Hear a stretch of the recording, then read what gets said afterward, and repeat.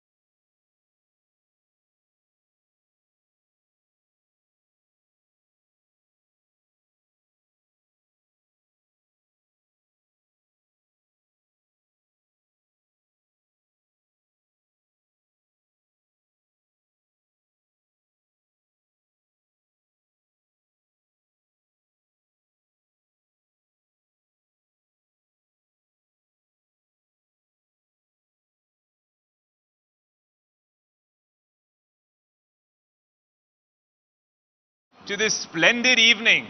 As you can see, we thought we'll turn down the music and get you some surround sound. It's the moment of revelry and celebration, and we want you to join in on it. It's a very special evening where we'll be celebrating women in leadership, in business. It's going to be a stellar evening. Bear with me for a couple of minutes. I'd like to start off really, and everyone right at the back, a kind request to please come here in the front. Maybe the speakers work better in the front as well. Thanks so much, guys. All right, we're going to start off by really thanking all our sponsors and partners. Our banking partner, State Bank of India. Conglomerate partner, Darwin Platform Group of Companies. Celebration partner, Magic Moments. Gifting partner, Tata Tenaria. Radio partner, Red FM. Outdoor partner, Capital. Now, before we begin, we also have a very special message from Asha Jadeja Motwani, Executive Director and Founder of the Motwani Jadeja Foundation, about celebrating the power of women at today's event and the India-US partnership that will accelerate India's economic growth story and help us reach new global heights. Hi, this is Asha Jadeja, venture capitalist based in San Francisco Bay Area of California, and I wanted to congratulate BT and the women entrepreneurs of India, the most powerful women awardees who just got selected to receive the award from BT. I am so proud of you and am so excited about the fact that there are more and more Indian women coming up on this platform and leading India's business vision going forward. And I hope that this continues and amplifies as we go forward. I wanted to make sure that I communicate what we are doing at the Motwani Jadeja Foundation and what is it that we are trying to enable. The most critical thing we are trying to do right now is foster and cement the US-India relationship going forward. And the reason for that is not just that US is pivoting away from China, which of course is a huge opportunity, but I think it's also critical in geopolitical and strategic Indo-Pacific military terms. So it's very critical right now that all of us pool our resources and join forces in making sure that we cement this relationship for the long haul, because this is a time when India needs a solid partner, a solid secular democracy to be with us. There is nothing better than United States, not just because of our shared values, but also because we have an extremely strong Indian diaspora in the United States. And so it's critical that we all work towards cementing this partnership going forward. In Dubai, actually at the COP28 conference. So this is another thing I wanted to give a little comment on, which is the criticality and the importance right now of climate and sustainability that India is taking the lead in. We've had many countries promising to do a lot of things, but India is one of the few countries that has delivered results. And we have unprecedented amount of climate change initiatives that are happening. We have climate change NGOs in India, and the results have been what has been of staggering impression in the West. What people cannot even accept, cannot understand, is how India pulled off this level of carbon control in its own economy, and what we have pulled off right now is something that's exemplary for the rest of the world. Wishing you all the very best. Thank you for having me here. Well, and thank you all for joining us on this splendid evening. I'll be your host, Ayush Alavadi. It is my honor to host such a stellar event. This is my opportunity to welcome you to the Business Today Most Powerful Women in Business 2023, where we gather to celebrate the indomitable spirit and exceptional leadership of the most powerful women in India. Today, we embark on a journey to honor their achievements, share their fascinating stories, and inspire a future where every woman's potential knows no bounds. Now, of course, this is all linked to a very special issue of the Business Today magazine in the Business Today multiverse. The Most Powerful Women Awards is something we'll be looking forward to in the latter half of the evening. We're going to set the tone for the evening with none other than Saurabh Majumdar, editor Business Today, who will deliver the welcome address. Can we have a huge round of applause, please?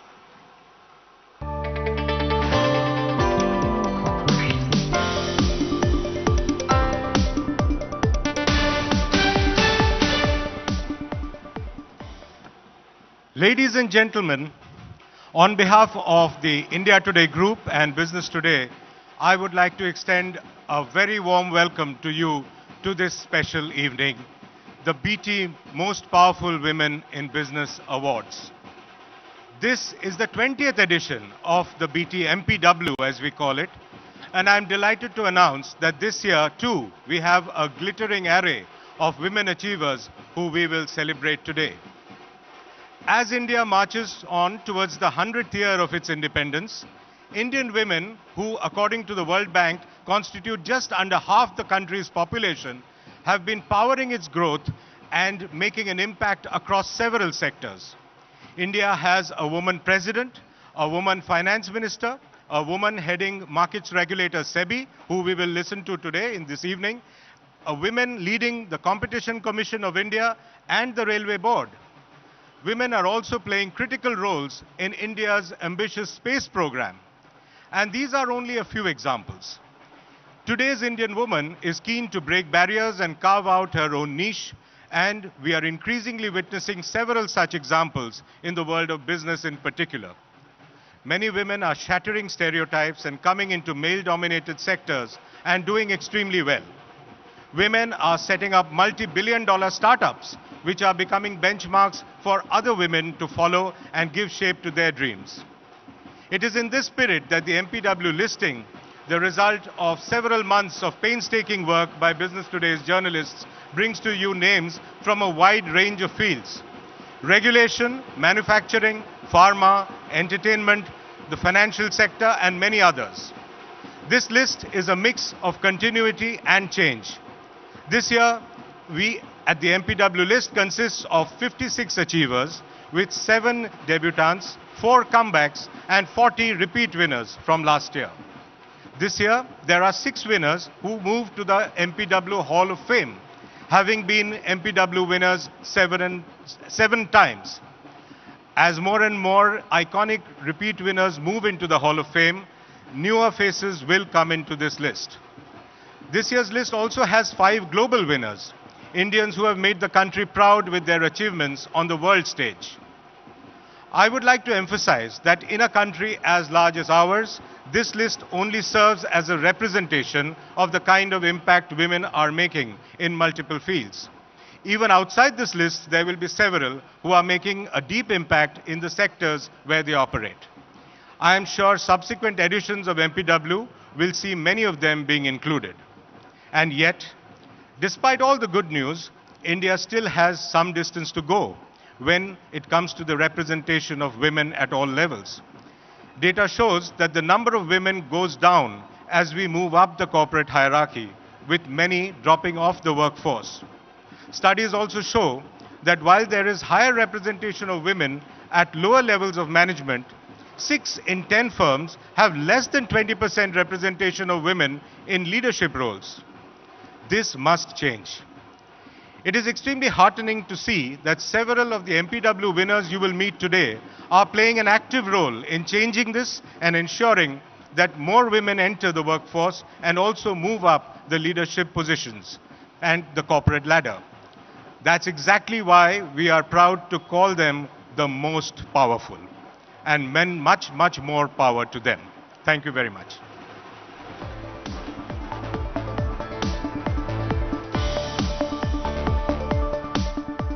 Thank you, Saurabh, for delivering the welcome address. Now, at Business Today in the Multiverse, we believe with starting with a bang, literally. It's also, well, a segue into the first panel of the evening. The panel is aptly titled, A View from the Corner Office.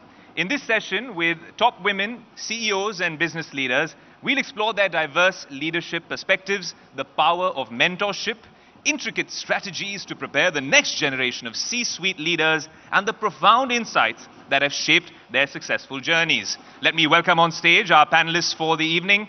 Upasna Taku, co-founder and CEO at MobiQuick. Prabha Narsimhan, MD and CEO, Colgate-Palmolive, India. Vinati Saraf Mutreja, MD and CEO, Vinti Organics Limited. Devita Saraf, Chairperson and CEO at The View Group. Ameera Shah, MD, Metropolis Healthcare. And this panel will be moderated by my colleague, Sakshi Batra. Can we have a huge round of applause, please?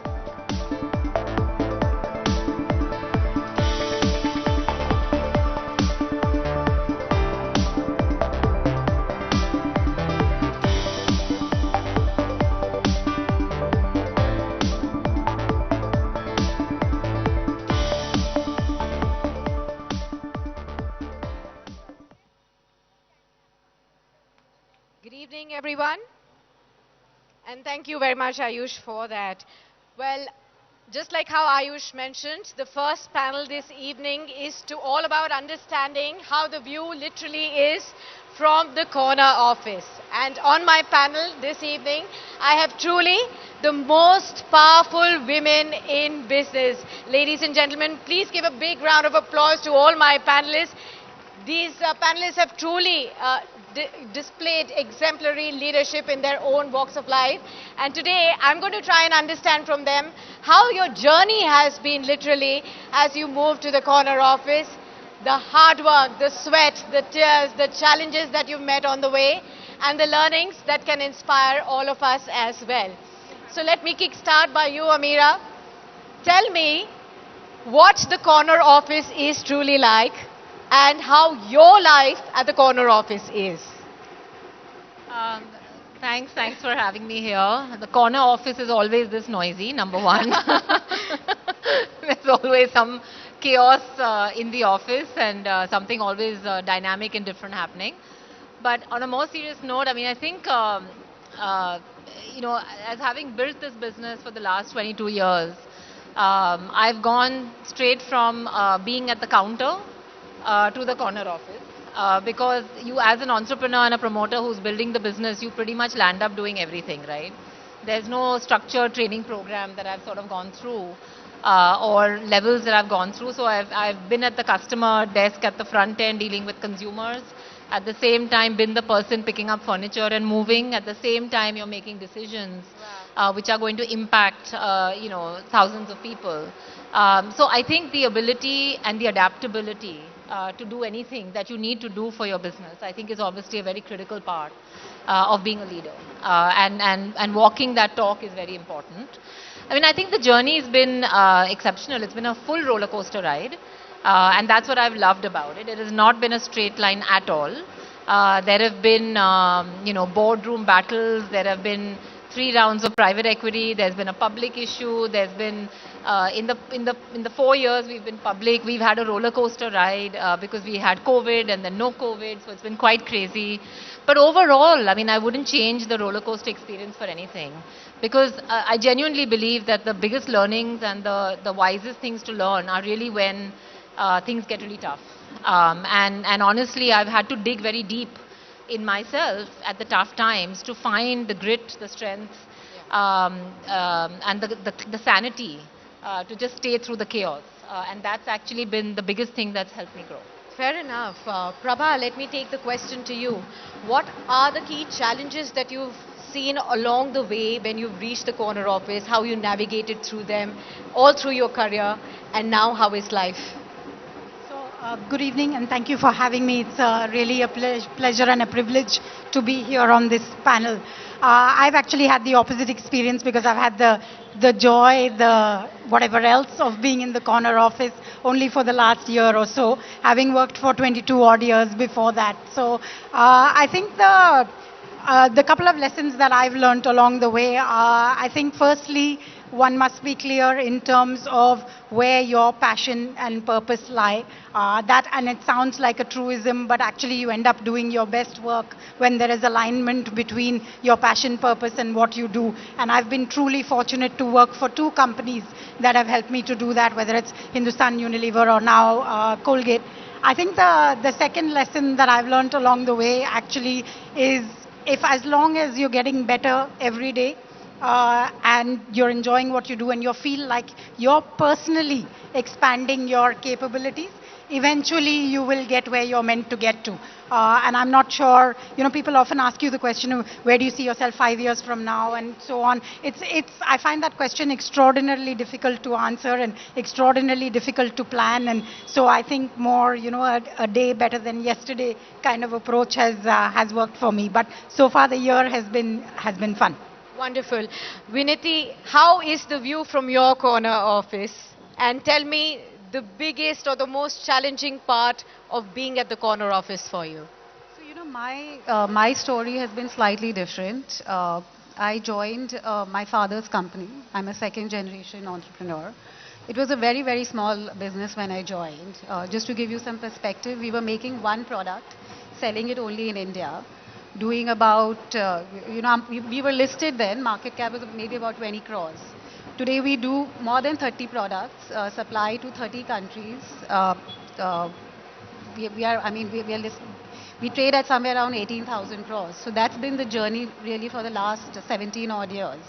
I have grown, I would say with my father, we both built this business together. We started expanding through integration. We are into specialized chemicals where process is our forte, and that is what creates the moat. So having good technical expertise has been a big boon. I'm an engineer and as well as I have a business background. So it's been fun actually. It's been interesting. It's been a combination of challenges and fun. Wonderful. Devita, can you highlight any key accomplishment or a milestone that defined a turning point in your career and that really helped you to reach where you are today?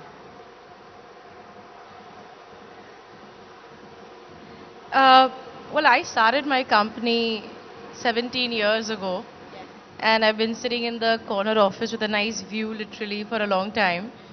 So I will say from my perspective, the biggest turning point, of course, was when I decided to turn entrepreneur and start my own company. And to be honest, technology, consumer electronics is a very competitive field.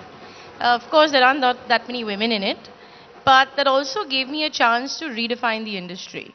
It was very commoditized, low cost, low margin space.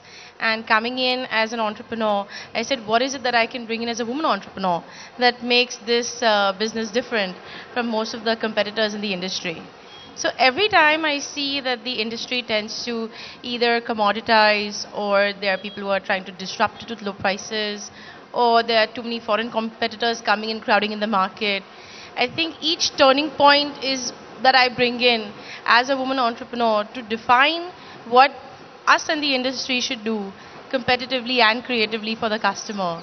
So I think the turning point is, as long as you are the turning point to the industry, I think you're in a good space in your corner office. Fantastic. Upasna, from Stanford to startup, tell us, what have been the key challenges that you've faced and how you navigated through them? Any particular strategies that you adopted that helped you be successful over the journey, so that everybody here who's aspiring to be the next generation entrepreneur or a leader can learn from you?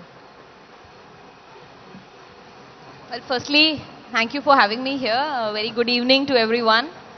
I would say that I became an entrepreneur by mistake, I would say. I'm not saying I didn't want to. I'll tell you how it all started. I come from a very academia-focused family. My father had a PhD in physics, and I'm Kashmiri, so हमारे में सिर्फ पढ़ाई करनी होती है, and you have to do a government job or a engineering job. So I wanted to pursue a master's in engineering. That's the genesis of my life story. That's why I'm revealing it. And I applied to some 8-9 universities abroad, and I had good grades. I was a very nerdy student.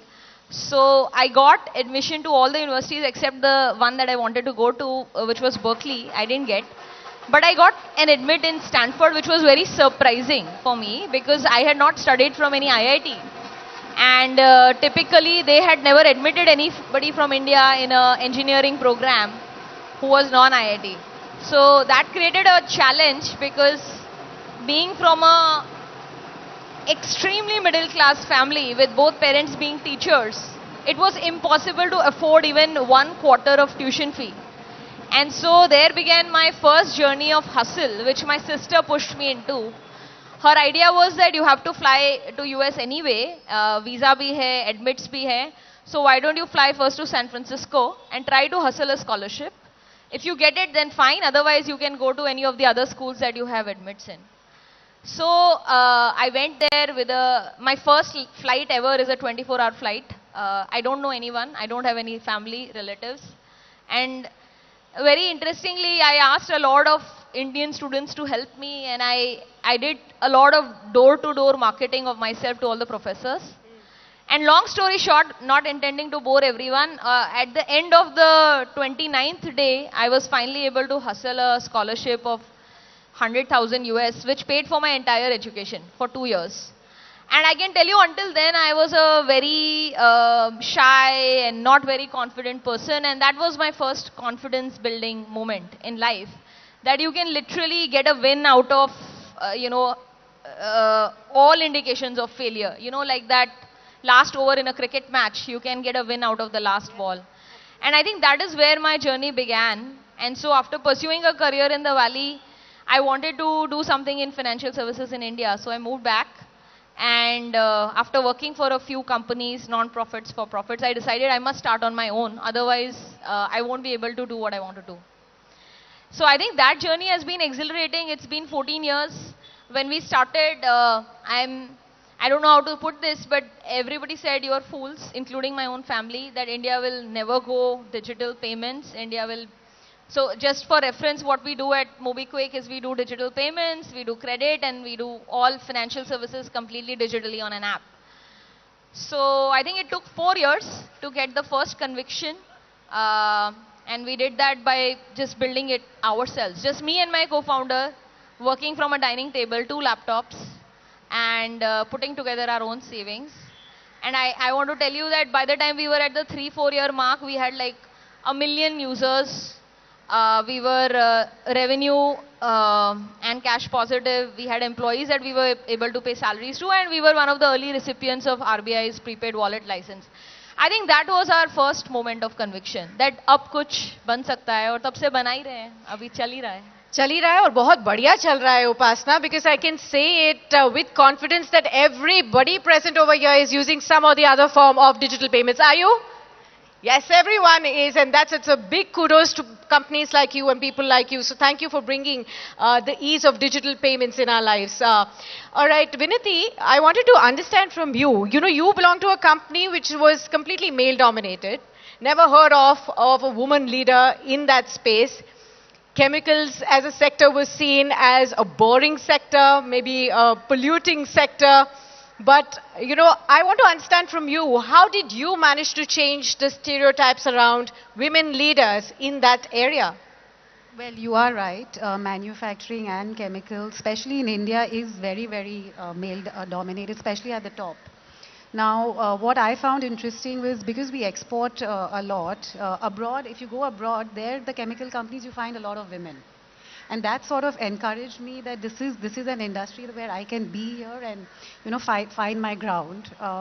Also, I had an interest in the business. You know, I did my summer internships here. I started working right from college. If you're passionate about the subject, if you have good understanding, frankly, manufacturing is actually a very, very equitable industry. It doesn't really matter who's selling the product. It can be male, female, 25-year-old, 45-year-old, your product is good, price is good, service is good, that's all that matters. Wonderful. Prabha, let me take the question to you. How has the business landscape really changed over the years around women entrepreneurs and women leaders, especially in the industry that you are in, FMCG? So I think firstly, there's been a rather late realization that most of the decision making in FMCG is women.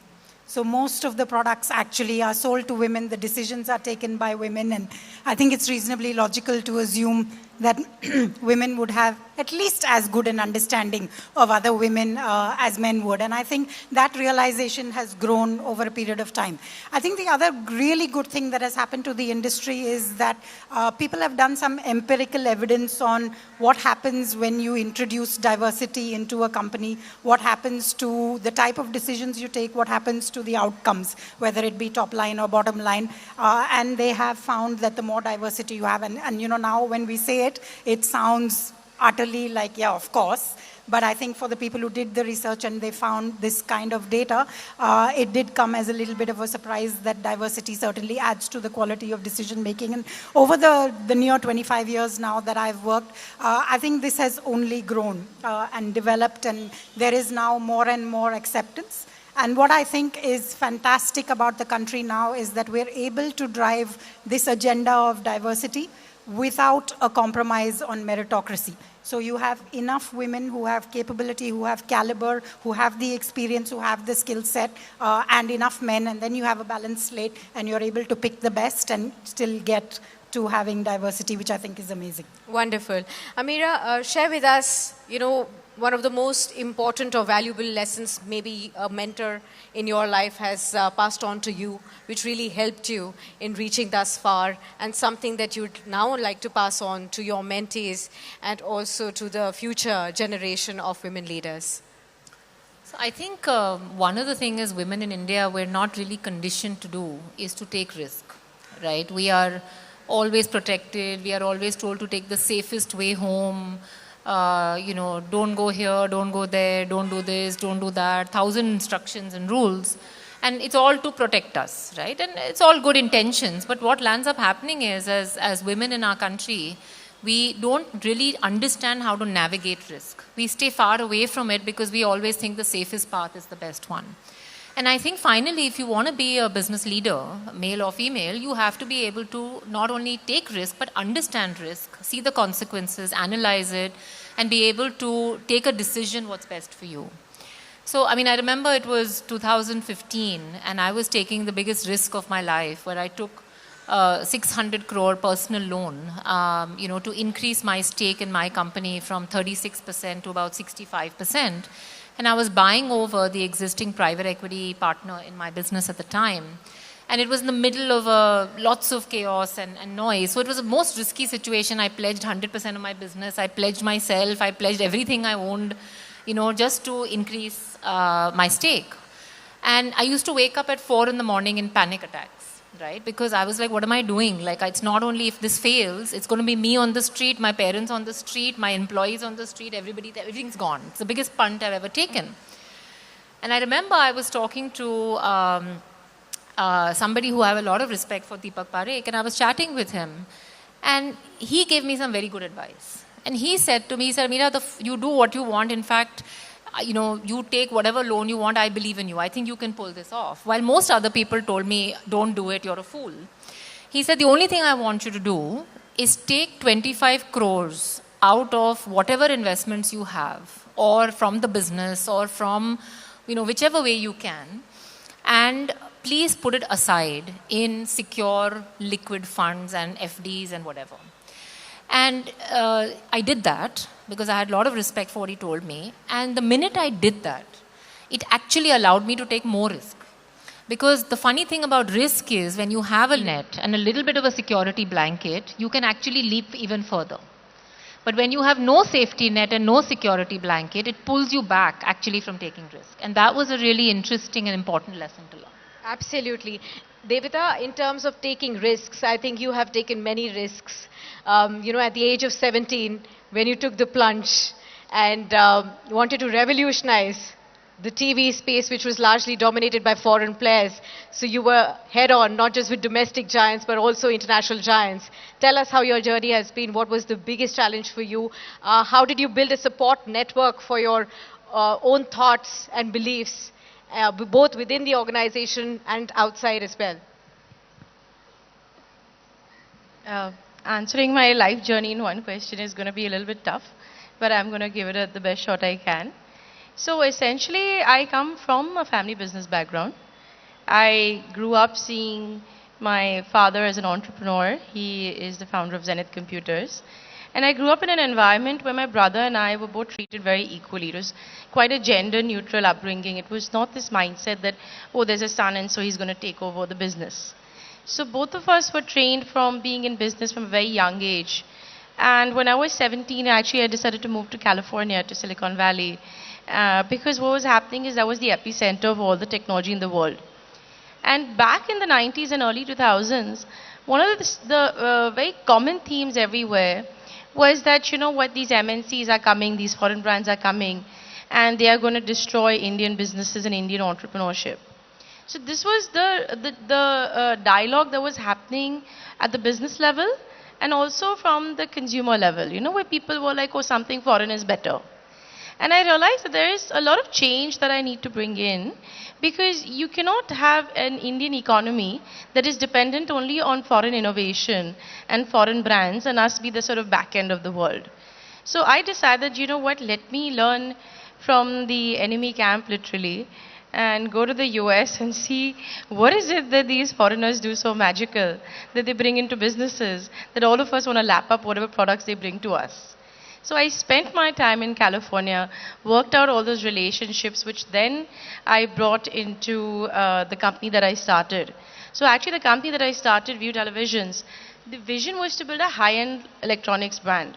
Because all the brands, even now, have always been this mass brand. Even the large Indian conglomerates, if you see in their own portfolio, all their companies in the premium luxury space, all franchisees. They are all operating on the mass level. So I said, I work closely with someone who's now the global CEO of Acer to develop our own labs in collaboration with Intel, AMD, MIT Media Lab, etc. And say, let's build our own labs to make high-end products. Because what's happening is, the truth is, that all the innovation that we see today in technology, which is coming from the US, a lot of it mostly has Indian minds and Indian leadership behind it. So what are we not doing here as entrepreneurs to create those kind of companies where someone says, I do not want to move to the US, I want to be able to put in my brain and put in that innovation in an Indian company in India for India. So it took a while for us to establish this concept of a global Indian brand and really convince people that, listen, we're not in the game to be a low-cost player. We want to compete with the likes of Sony, Samsung, LG. And everything, whether it was distribution, whether it was the product sourcing, manufacturing, we worked only with the top guys each time. And each time, with all this constant competition coming to us, in every area where we would go, where someone could easily outspend us or out-manufacture us or take a price hit or put in whatever traditional formats they may have to block distribution. We constantly kept our eye that, listen, we're Indian-owned, but we're high-end. So, I think it was Michelle Obama who said that when they go low, you go high. And the mindset was that, listen, forget whatever is happening, let's just keep going more and more high-end. And it's an everyday challenge for us in my business. I can't even say this used to happen. It still happens on a daily basis. But the good thing is that today the pride that people have, Indians have in India, is a lot better than before. And so the kind of talent we're attracting, the kind of market acceptability that's there, the kind of resources, innovation, tie-ups available to an Indian entrepreneur is on a global level. And I'm very excited because I'm leaving for Dubai in a few hours where we're launching View Televisions in GCC. And it's, I think, the first time that an Indian premium brand has gone there to compete with the best. So every day is a challenge, but that's the opportunity too. Congratulations on that. Upasna, tell us any personal anecdote that you can share with us of a mentor who may have made a significant impact in your life, in your journey thus far. Well, this question gets asked a lot, and while I follow a lot of people and read avidly, and I absolutely loved Phil Knight's Shoe Dog. But I want to say that a lot of people have inspired me, but I think the one person that has created the largest impact in my life by mentoring me and coaching me and being my largest supporter is actually my father. And incidentally, he passed away last year. And it was only after he passed away that I realized that, I mean, we all know that large part of who we become is based on how your parents raise you. But I did not realize the kind of support that I got from my father as I went through various ups and downs in my last decade of building MobiKwik. I think that it has taken a huge toll on me to figure out how am I going to create that support system, because now I have to manage that stress myself. Just a quick cup of tea with my father would help me resolve so many stressful issues and, live through many of those. 2-3 cycles of internet bust and boom have happened. Competitors raising large amounts of money, competitors having a very bad performance in markets, a $1 trillion giant like Google entering the payments market in India. So there have been a lot of down days, but the conviction to get up and start next day again and get going, I think a lot of that I got from my father, and now I'm trying hard to find a mentor of the same order, in my inner circle of family and friends. And you can be a mentor to somebody in your office now. They will be looking to you.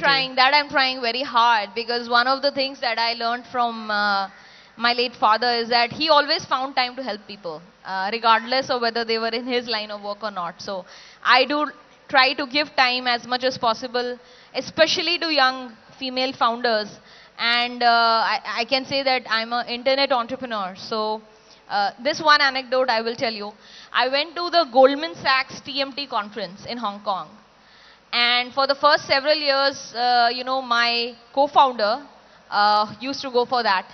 And then when I went first time in 2018, I realized that from India, there was not even, a second female founder.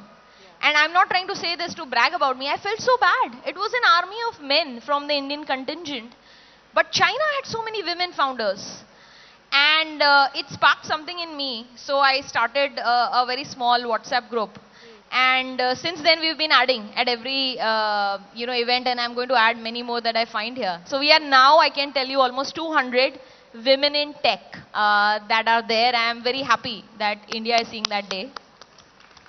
Wonderful, wonderful. Amira, tell us, of course, when we talk about the new mentees, women who are aspiring for executive roles in your own companies, what are some of the initiatives that now you're taking to prepare the next set of C-suite leaders? I think it starts with opportunity, right, and no bias, right, and I think that's the first step, and creating that opportunity and bias at every level, right, no bias at every level, and a lot of it is about the culture you set from the top, right. If people see me being biased in any form, and it's not only male, female, it could be caste, it could be religion, it could be disability or no disability, but bias in any form is poisonous, and it spreads, because you may think some bias is okay, but somebody will say, okay, if she's biased, then I can also be. So I think as the leader to first, put aside as many biases as consciously possible, that's one. But the second thing is then to play an active role in actually helping people visualize their career opportunities. Often I see people live lives in very small, short periods of time. They think about, especially people who are in executive roles, often think about life in 1 year, 2 years, 3 years, right? And if you ask them, look, sort of what would you like to do, or what would you think of, right? That the visualization has not really always gone to the future, because they don't always know the opportunities, they don't know what they can become, they're not sure of how they can evolve. So I think where we can help is, because entrepreneurs very naturally, or leaders naturally, have a longer mindset, right? Because when you're a builder, you can't do something in 1 year, 2 years. Any organization or institution you want to build is going to take at least 10 years, 20 years to build. Absolutely. So I think that's the role that we can play in visualizing the future, giving them cold, hard truth about the current status, the present status. And at Metropolis, like I'm really happy that we have almost 53% of our employees out of 5,500 are women. Congrats. Right, and it's not at every level, unfortunately, yet, but at most of the levels that's true. We're still trying to fix it at the senior management, at the leadership level, where currently it's only 30%. But I think this has happened over a lot of culture building, and not accepting certain things. So I think it's as important to know what to do, and as important on what is you can't do. And those rules have to be clear. Right. Prabha, why don't you add to that? What are some of the biggest challenges that mid-management women are facing at workplaces when they want to take the next step to the senior level and they're not able to? What are the biggest challenges they are facing, and what do you see around you? So I want to actually build on what Amira said. I think the first thing is really for women to see that, their opportunities are limitless. You can do pretty much anything that you want to do, and that is shifting very quickly. So the younger women in our organization are seeing themselves as being pretty much anything that they want to be.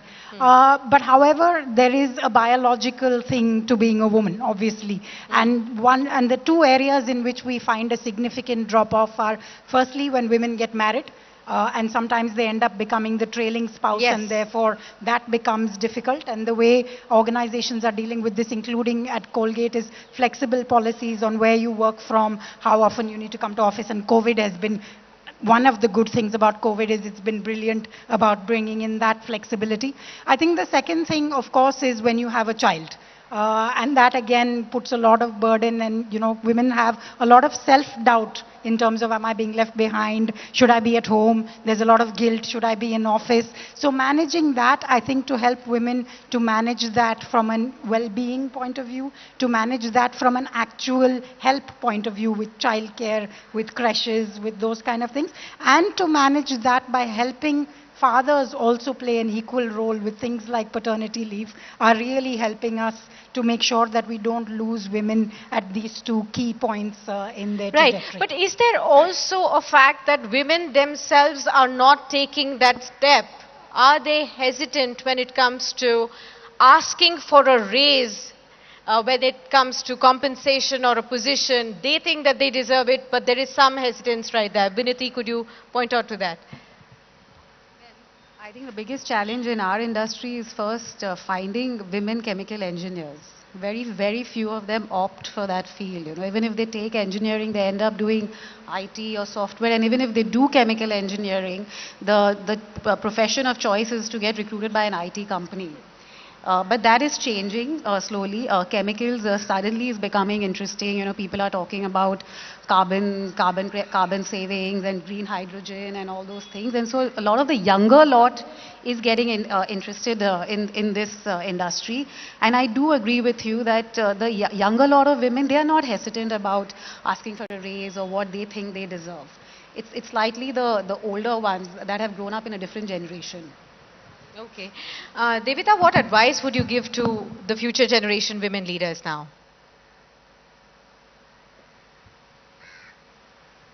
Well, when we're talking so much about mentors and women and growing women, I will share with you a personal anecdote which made a big impression on me and the way I look at women in my organization. So when I was at University of Southern California, I was selected for this leadership class. And my professor was he used to be Professor Warren Bennis. Dr. Warren Bennis was the foremost authority on leadership. And he used to consult all the American presidents, etc. And all of us, young women, very excited to graduate from college, like take over the world, future is female, etc. And he told me something I'll never forget. He said, you know what, Devita, the day you can hire someone younger than you, smarter than you, and better looking than you, consider yourself successful. So my advice would not be to future women. I think I meet such driven women today. I get very inspired when I see them. I think my advice to myself and all of us here is we have to make sure that we pave the way for the women of the next generation, and we do it with grace, so that we never have this situation in the future. In India, they love saying, "Aurat hi aurat ki sabse badi dushman hai." But in the business world, it should be "Aurat ki sabse badi leader hai." So yeah, thank you. Absolutely. Upasana, what I think we all want to know is, while we are celebrating most powerful women in all walks of life, especially in business on this platform, there is always like, she's the most successful woman leader. When will we get to, when we call a person, she is the most successful leader, and not have that bias of a gender, male or female? I think you guys can play a big role in that. I think I stopped going until some point to events where the agenda was women only. I'm not trying to be sarcastic here. I'm just saying that, but we have a long way to go. Frankly speaking, I mean, I will say that the percentage of women founders in internet companies in India is still very small. It is coming up the curve.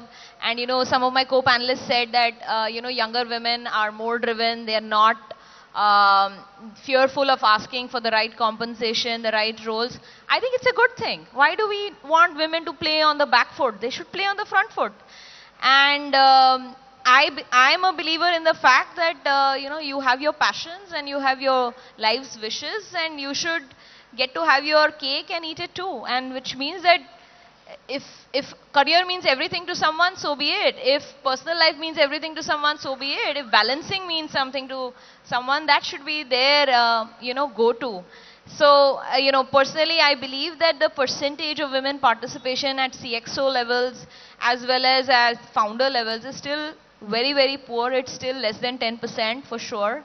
So therefore, unfortunately, women founder, women CEO will continue. But let's hope that India, as it becomes, more powerful economy, GDP is growing. Let's hope that there's more female participation in our workforce, and we can build more products and services for India. And I hope that women can play a huge role in that. I think if our gender participation in the workforce increases, we'll become the third or fourth largest economy much, much faster. So. Well, on that note, thank you so much, Upasna, Devta, Vinati, Prabha, Meera, all of you, for sharing such wonderful insights this evening with all our listeners, audience here, and viewers who are watching us on Business Today television as well. Many thanks for such inspiring stories. All the very best to you. Here we are. We will continue to cheer you, and many of the future leaders would be now getting ready with your advice to take the next step. Many thanks. Thank you so much, ladies and gentlemen.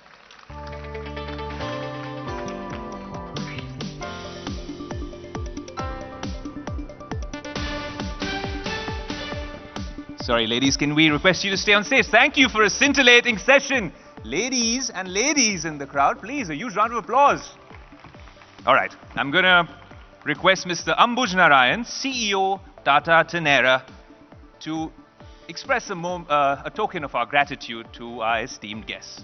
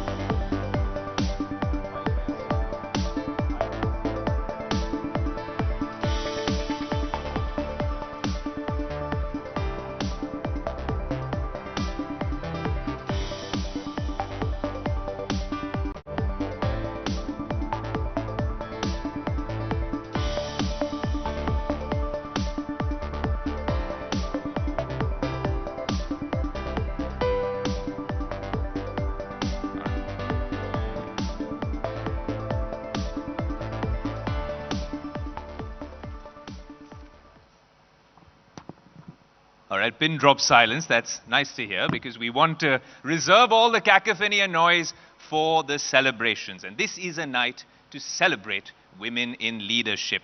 Now, the next session is aptly titled Womenomics, Driving the $5 Trillion Dream.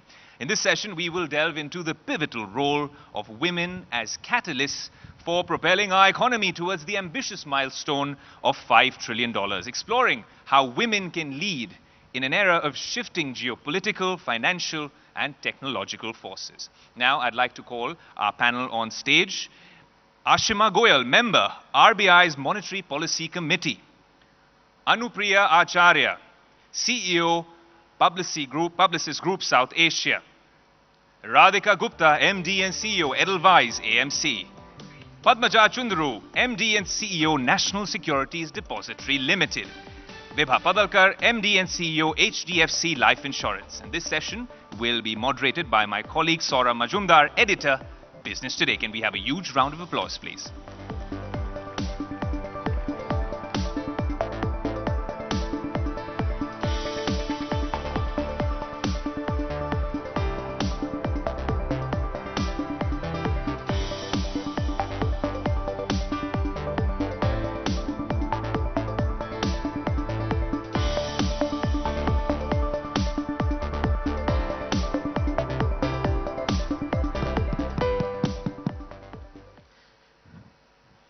Good evening, and that was a really scintillating panel discussion which preceded this. But I can promise you, with the galaxy of women leaders who are there in this particular one, we will not be far behind for sure. And discussing this very important topic of womenomics and how women can power the 5 trillion dream, and the ambition which India has as it marches towards the 100th year of independence, as I said in my earlier inaugural address.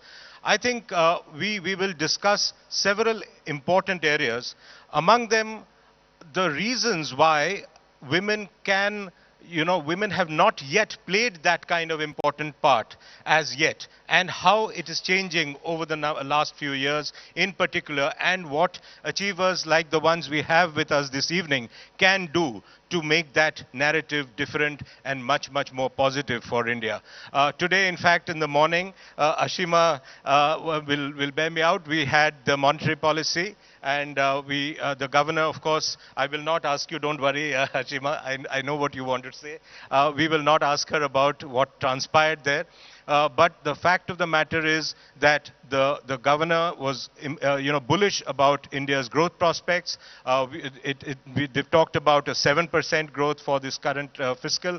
And what we are going to look at is the 5 trillion dream.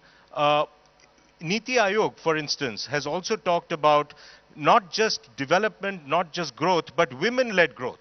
And the Prime Minister has also emphasized on that. So, Ashima, let me start with you. What are the areas you think where women can really power this growth ambition of India's? Yes, I think first of all, Indian women's labor force participation is one of the lowest in the world. It's about 22%. So if you think of more women coming into the labor force, obviously, and working, it could lead to a tremendous rise in our GDP and help us reach that 5 trillion goal much faster.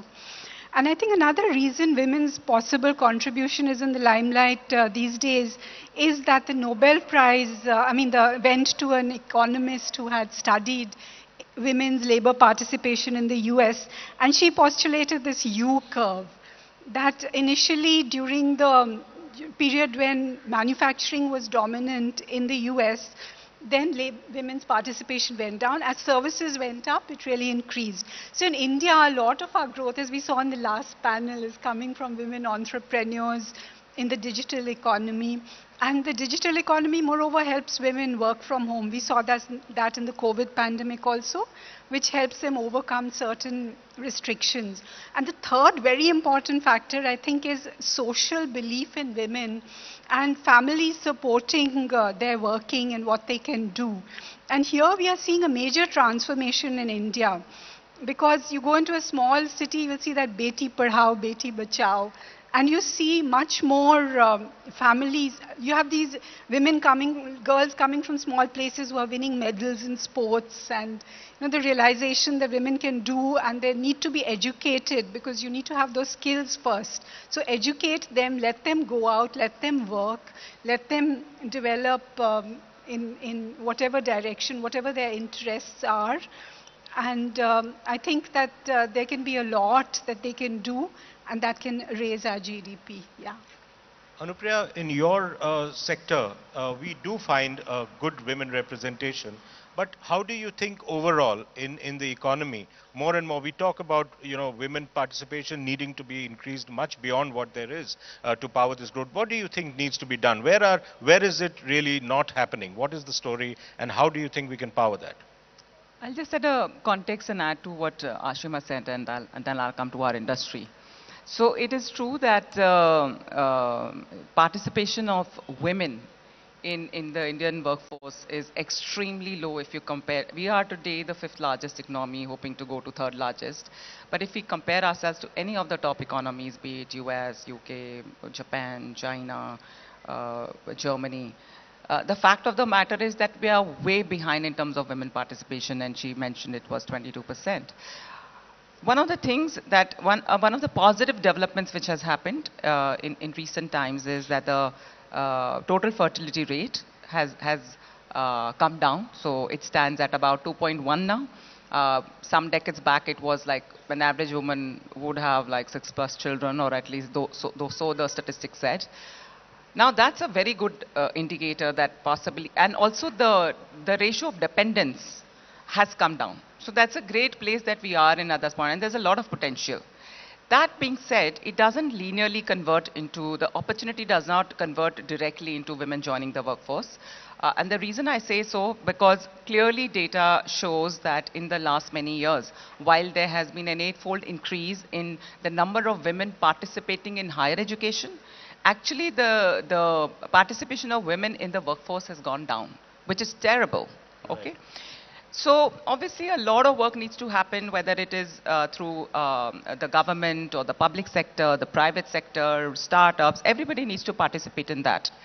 In our own way, coming to my industry, so there are 3 things that I wanted to just talk on this one.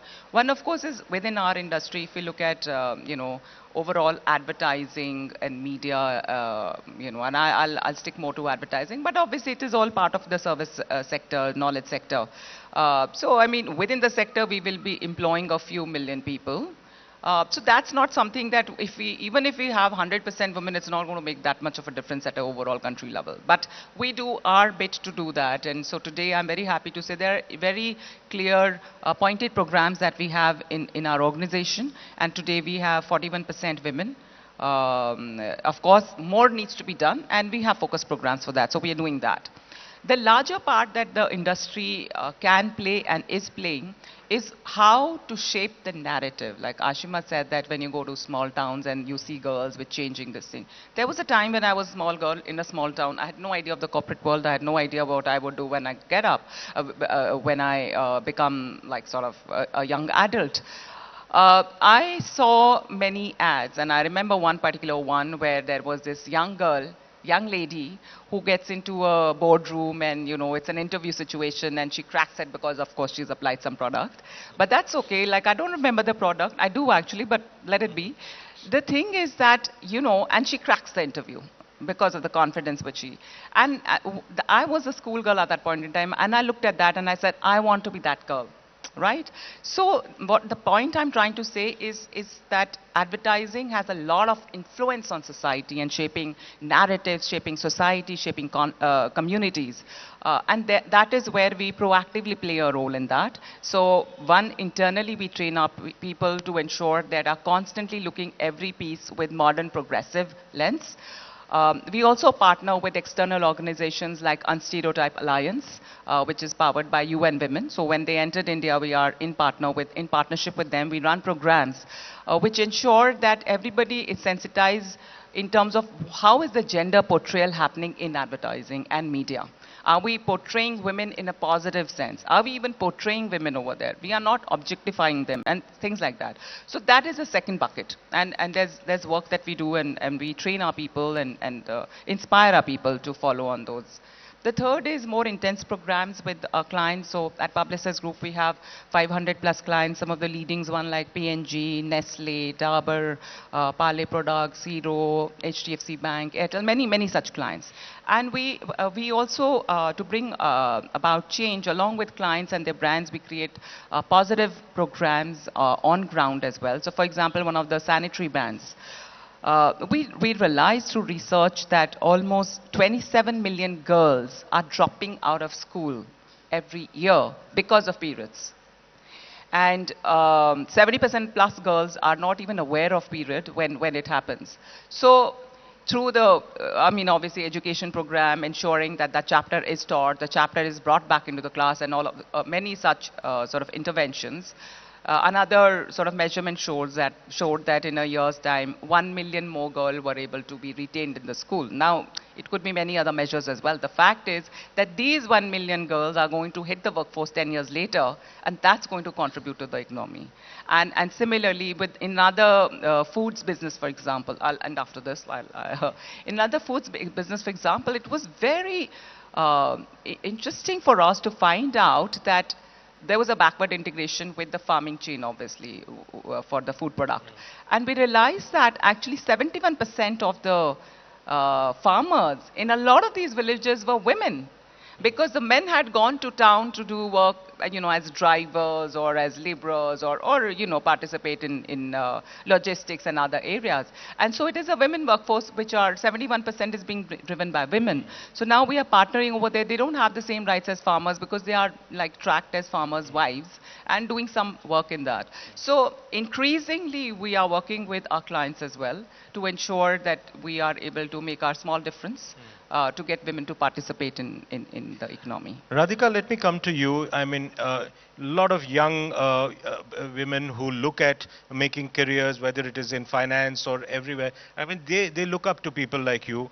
Startups, which India is talking about, a lot of startups. It's now the third largest startup ecosystem in the world.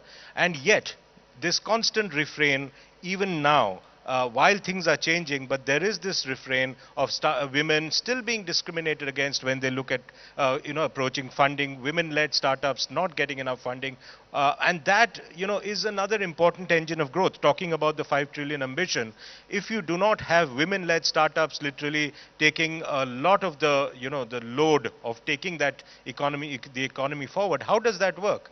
How do you see this? So firstly, thank you. I think one, I should say, I and also Padmaja and Vibha, we represent, perhaps you talked about jobs, we represent financial services at large, and we are the industry that has been the beacon of women's leadership in this country, from a finance minister to a regulator and many banking, insurance, mutual fund heads. Well, there's a long way to go. And I start by saying that because I think before we come to startups, role modeling is a very, very powerful thing. Now, when a company like Nykaa lists on the stock exchanges, and I'm not going to talk about the company or the stock price, I can tell you many women's WhatsApp groups buzz saying, if she can do it, so can I. When you see a woman CEO like Vibha, or anyone else stand up and talk and say she's leading a 1 lakh crore market cap insurance company, if she can do it, perhaps I can. And I cannot tell you, I'm a recent mother, how many women write into me, and their primary two pieces of advice are, one, should I get married, and what kind of guy should I marry? I mean, it's not career advice, but it's actually what kind of guy. And two, how do I go about pregnancy and conceiving, because I'm really conflicted between motherhood and career. So I think this is important. Now, coming to the subject of jobs and startups, I think there are 2 points of excitement. So labor force participation is poor, all of that is known. I think we need to do both. We need to create more jobs for women in corporate India, and we need to make the women's startup story better. On the first, I think what is truly encouraged me is that we've gone from becoming a services-led country to a manufacturing-led country. Not many people know that a government reform like PLI, which has been production-linked incentive, it's created 4 lakh jobs. But 70% of them went to India's women. That is what you need to do. And that will bring more women into the formal sector. That will add the next $1 trillion of GDP. I think in terms of startups, I have seen all the stories about women struggling with funding. The mindset will change with more success. Perhaps this question alludes to some of the experience of Shark Tank India itself. But I think what's the most inspiring thing to see, and while I can't talk till the show airs, is when you see a woman founder come up and pitch, and 2 men are fighting to invest in her company. Now think of, in a world where women are denied funding, where they're worried about whether they can do it, what a 15-year-old girl sitting in small town or middle town or even city India thinks when she sees that image of 2 potential sharks fighting to give a woman funding, and that woman is rattling off questions because she knows her numbers, she knows her business, and she's just damn good. And I think that is media shaping a positive narrative about startups. That's a great example. Actually, that's true, because the more stories like this come to the forefront, the more it will inspire women across the country. That's true. Padmaja, let me come to you. You see, last few years, 3 or 4 years, there's been a huge number of new investors coming into the market. Now, what is the kind of trend you're seeing as far as women investors are concerned? Because even now, the proportion of women who are actually able to invest a large part of their savings is quite low. How do you see that playing out, and do you think that from savings to investment, that story will actually play out and power the growth story itself? Thank you very much. I think Radhika would bear me out when we count the number of women who have joined the mutual fund stream in the last 2-3 years. At least I think there has been a jump of about 30 lakh women in the mutual fund industry itself. 30%, yes. Yeah, and then there has been also a demographic study which said but it's still not large enough. It's about 20%, if I'm not mistaken. 25 to yeah, 25%. I mean, I think given the situation where we are coming from, this is not this is very good. And if it feeds into a situation or a scenario where women, when we say women are working or women are investing, we still have at the back of the mind the impression that actual decisions are being taken by the men in the house. I hope and I think, I trust that this is not the case today. If we say 25% increase, that 25% are really people, the women who decide for themselves, who can take risk by themselves, who are aware of the implications of what they are doing, and living life on their terms. So this is what the younger generation represents, which also was discussed in the earlier panel. That said, I think there is still a lot more to do, especially in creating awareness about financial services, and also the risks and the responsibilities that they should take about. I think both in the capital markets and also in the banking sector, there has been a lot of investment into creating awareness about these services and what are the safeguards that have to be done, whether it is the SEBI or RBI or even all the regulated entities. So there is a lot being done, and not just in the urban areas. I think it is spreading to it is done in the rural areas, in the tier 2, tier 3. And we ourselves from NSDL, we carry out both online and offline investor awareness programs. And I'm proud to say that we have conducted specific investor awareness programs for women groups, whether it is housewives, whether it is transgenders, women or men, whatever. And then we have also done it for the street, hawkers and the self-help group women. This is because saving is considered the only way to, put away money for the future. But investing, which actually multiplies that saving with a good return, that I think is a good way forward. This should also come with other changes in the society, other changes in our mindset. And especially at a senior level, people like us who are, today sitting on this dais, I think it's a great responsibility that wherever we have women, whether as our employees or seniors, I think at home, we need to look out for them and actually give them that confidence boost. I think that's the only thing I find, not so much in the younger generation, but there are generations At NSDL, you have achieved some good results over the last couple of years in terms of increasing the revenue. What have you done? How has that happened? I think that specific, we don't just go and do it directly, because mostly it is done through the depository participants, which we call. We coordinate with them. We go around. No, I'm talking about increasing the number of women in your company, going up the workforce.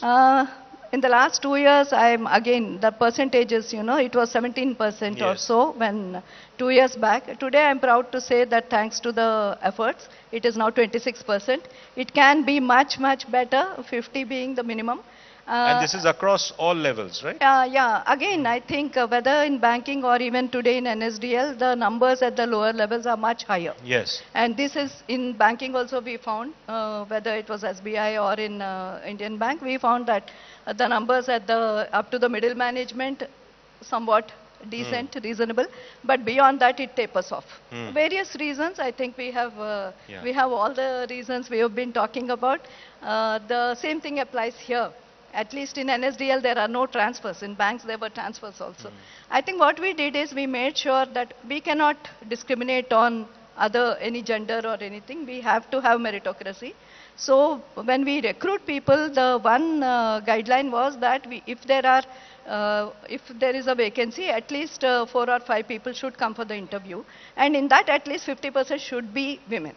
I mean, you find the candidates, you bring them for the interaction, and in that, if they don't fare well and someone fares well, that's fine. But at least get them to the table. So this, I think, helped. And then looking out for women who have dropped out of the workforce, not necessarily from NSDL, but from any financial sector, especially in the technology sector, there are lots of such women. So allowing them to work from wherever they are, giving them flexible timings, and that we have done even for men. I think what is good for women is to be done for men also, because only then that parity, both the ways, works.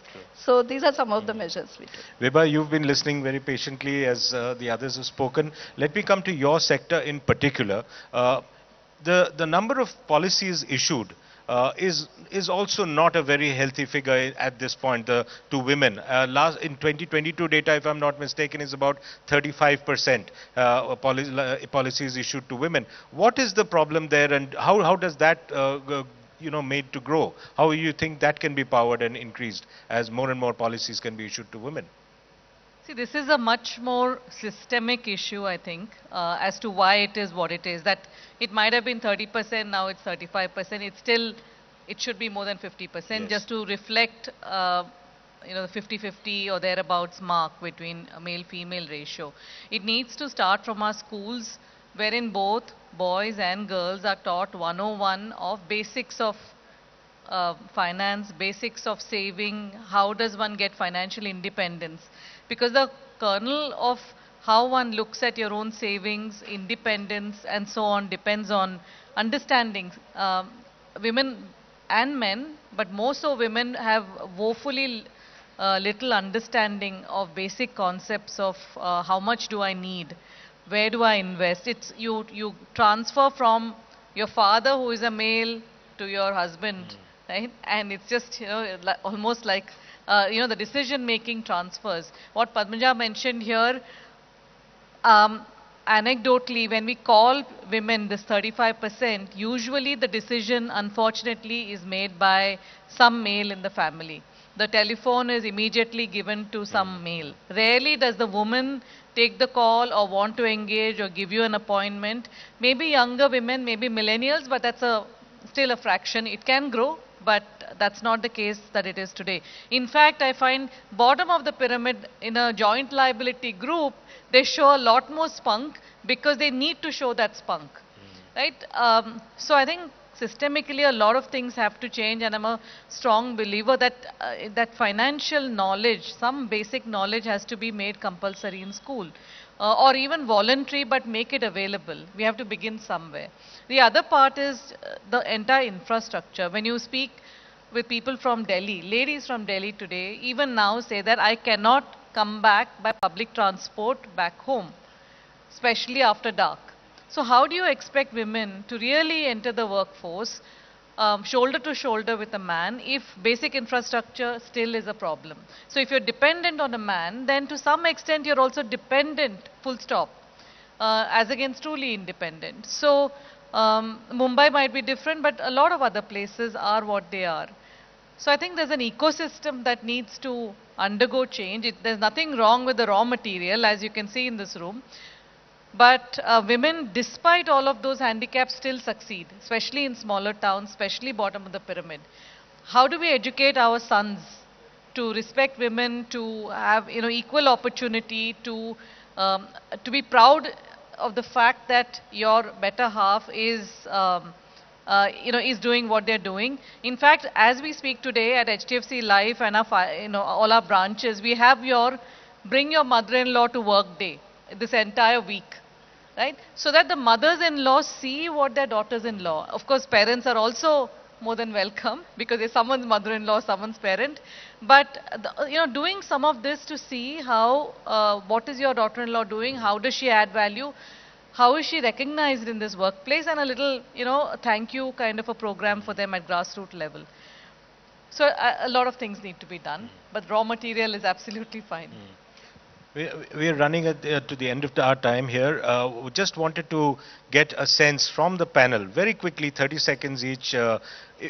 If I mean, to all the women out there who are listening to achievers like yourselves on this panel, if you were to give one piece of advice, and I'll start with you, Vibha, what would be the piece of advice you would give to a young, aspiring, like Anupriya said, a 15-year-old woman, girl listening to all you achievers and wanting to make a career out there? I would say pace what you want. You can have it all. If you want everything at the same time, might be difficult.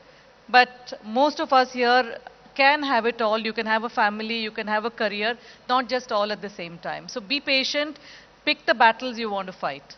That's what I would say. Padmaja? So a small variation of the same thing. Take one step at a time. Don't look at the long picture and get scared seeing what all hurdles can come up. And don't give up before it is time to, before it is absolutely necessary to give up. Because in anticipation of trouble, we give up very quickly. Radhika? I'll change it a little bit. I will say find your sky and learn to fly. Find your sky means truly be ambitious, because I think women struggle a little bit on that ambition meter, and ambition can be different for every one of us sitting in this room. And then also work on yourself and progressively get better and learn to fly, knowing you will fall, stumble, have problems, but know that you have to do it for yourself. So find your sky and then learn to fly. And then more and more sharks will be fighting for a piece of your venture. Yes. Anupriya. Well, from my life lesson is nothing ventured, nothing gained. And it is extremely important to have curiosity at the core of everything. Coming from a small town, as I said, I didn't know what the world could be. But curiosity has brought me here. And I think a lot of that also means for women raising their hands, looking at opportunities, managing risks, getting to risk, not be too overly concerned about, what could lie around the corner. In fact, they should be looking at what is around the corner. And that, I think, has helped me, and I'm pretty sure that can help. So nothing ventured, nothing gained. Last word from you, Ashima. I would say, I would advise young women especially to really go and do something you're interested in apart from your family. Because as you learn, you develop, your interests grow, your life unfolds in rich, unimaginable ways. And your family benefits from it, because I have seen senior women in my family who gave up their careers, who were professionals, and as they grew older, they became bitter, over-possessive about the family. So your family benefits, and you grow, you learn, you develop, your life unfolds in rich ways. Thank you. So wonderful pieces of advice from these 5 achievers, and this wonderful session ends. Thank you very much, That's the best thing I learned. We're doing this mother-in-law at work there. I think it's a fantastic idea. Yes, that's a good idea. I get my daughter-in-law to this function.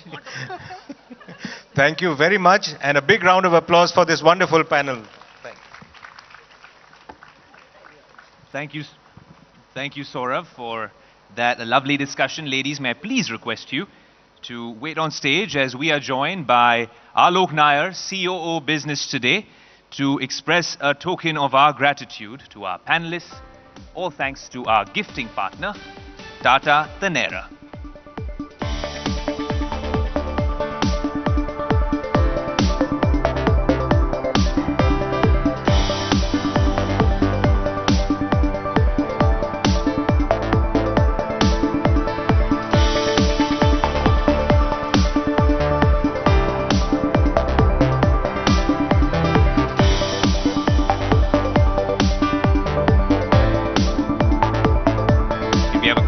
As well. A quick photo, please.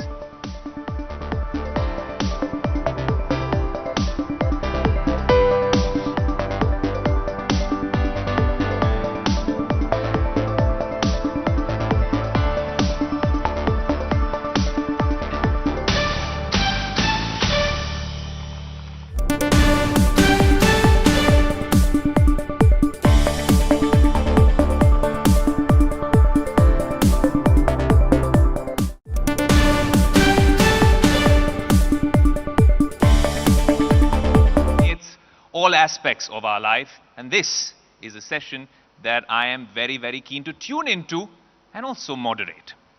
Now, we'll actually be exploring the remarkable experiences, challenges, and triumphs of women who have carved their paths in this ever-evolving industry, empowering women in the IT sector to pursue and excel in leadership roles. My panelists for this session are Rekha M. Menon, former chairperson and senior managing director, Accenture in India; Arundhati Bhattacharya, chairperson and CEO, Salesforce India; and Sindhu Gangadharan, SVP and MD, SAP Labs India and vice chairperson, NASSCOM. Ladies, can we please have you on stage? And audience, a huge round of applause.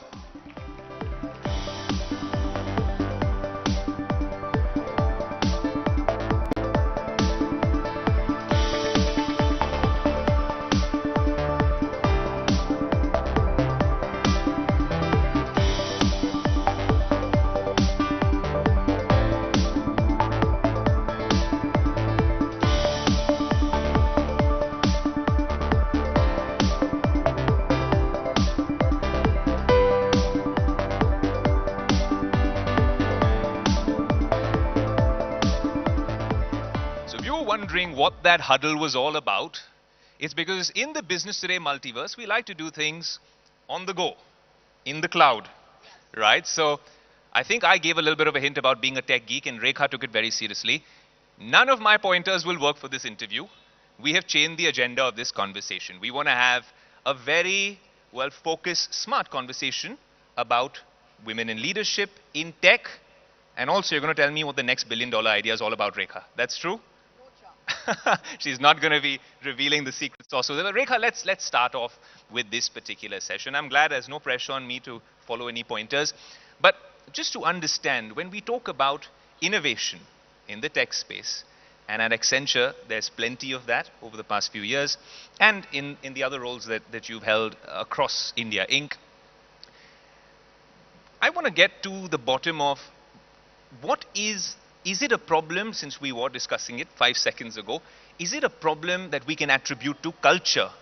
That we see that some of these themes we discuss at these conferences, but it's one thing to discuss them in theory, and then how does it really pan out in practice? If you were to scan your entire career, could you list it out for us in terms of what really hasn't been working, and then we'll get into the nitty-gritties of it. In terms of innovation in the industry. In terms of innovation, why women are not necessarily, really as prevalent in the senior leadership and management as, there is a leaking pipeline that we will allude to, but what are your thoughts?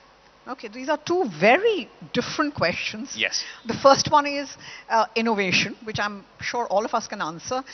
India as a country, we haven't really been very innovative, and I would put it down to largely innovative. We do a lot of jugaad, but it's only now. And I would put it down to two things. One, economically, we were a third world nation. Let's accept that, and therefore it was very hard. Everybody wanted a government job, and that was it. And if you got a job, you were happy. Second, you didn't have the risk ability. And third, mildly, maybe our education system. But if you see over the last 10, 12 years, the first panel, for example, which was all women entrepreneurs, I mean, impressive, right?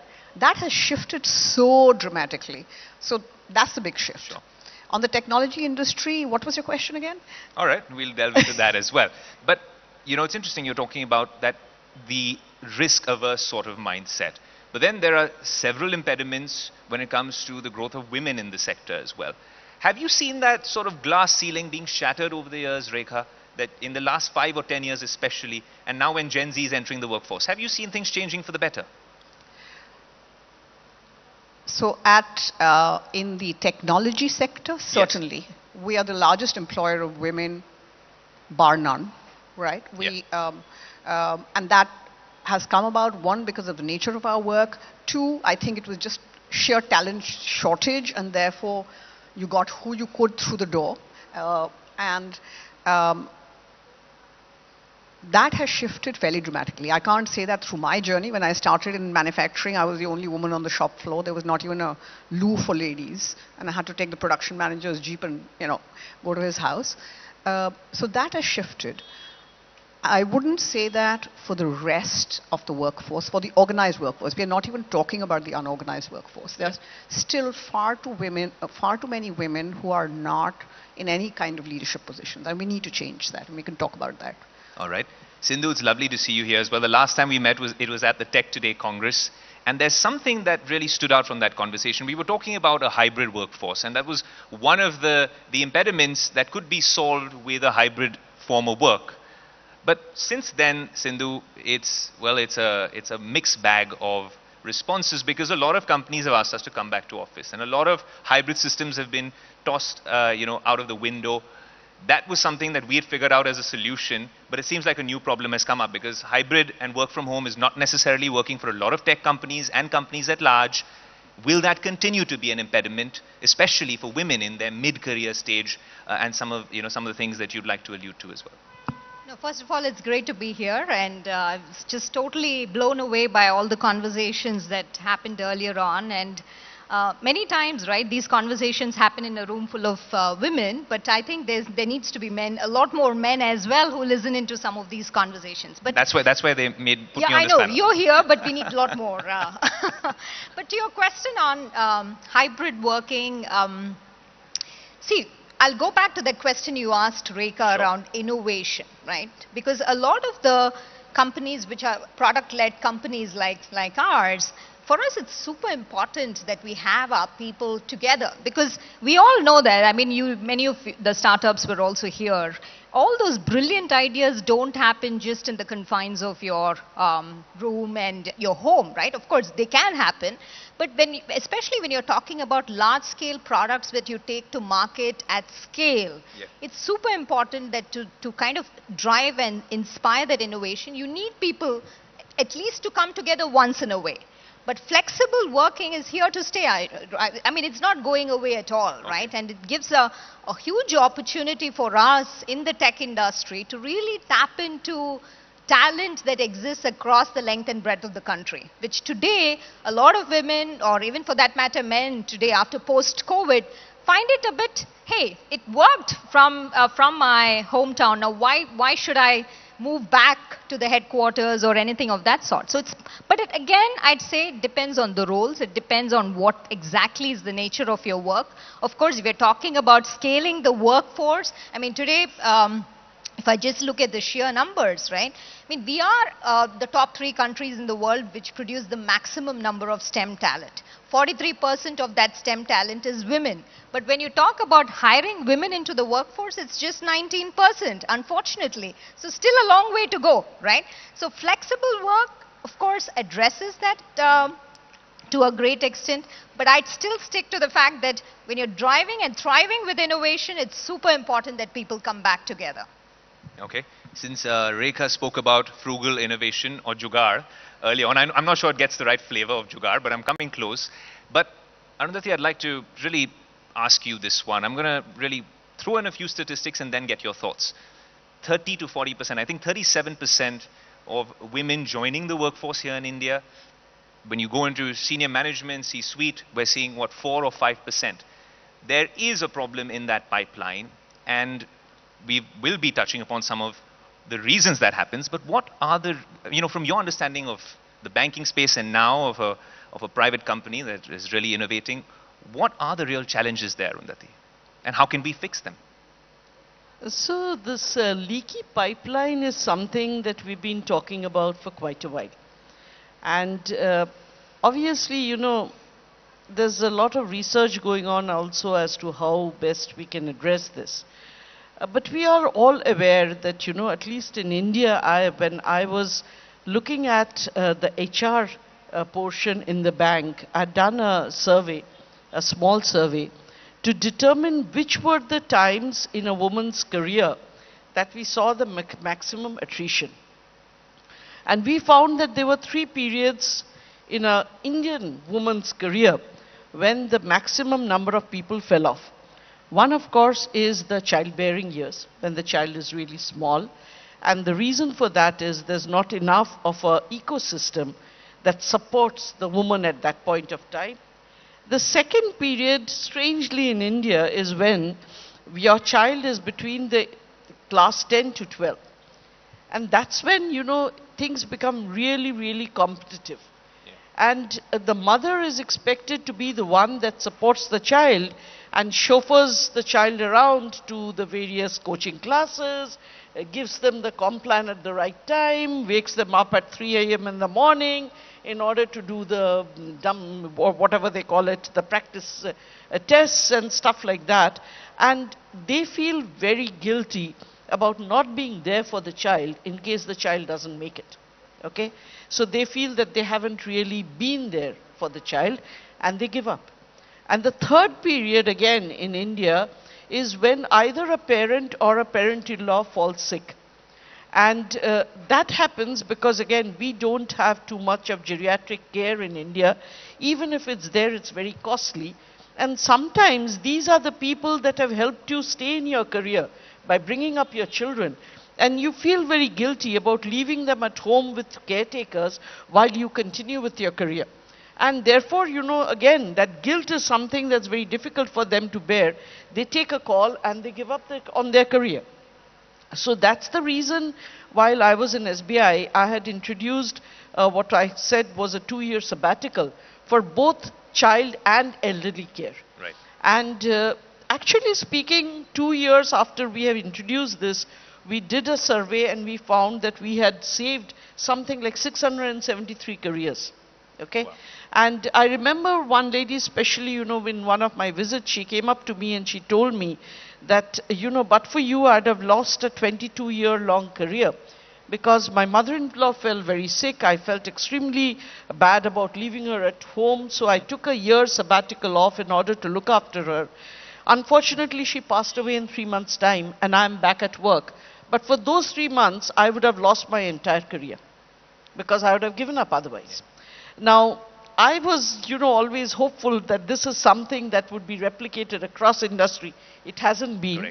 But I really do believe that there are periods in a woman's life when you have to be very flexible about the way they address or prioritize home and work.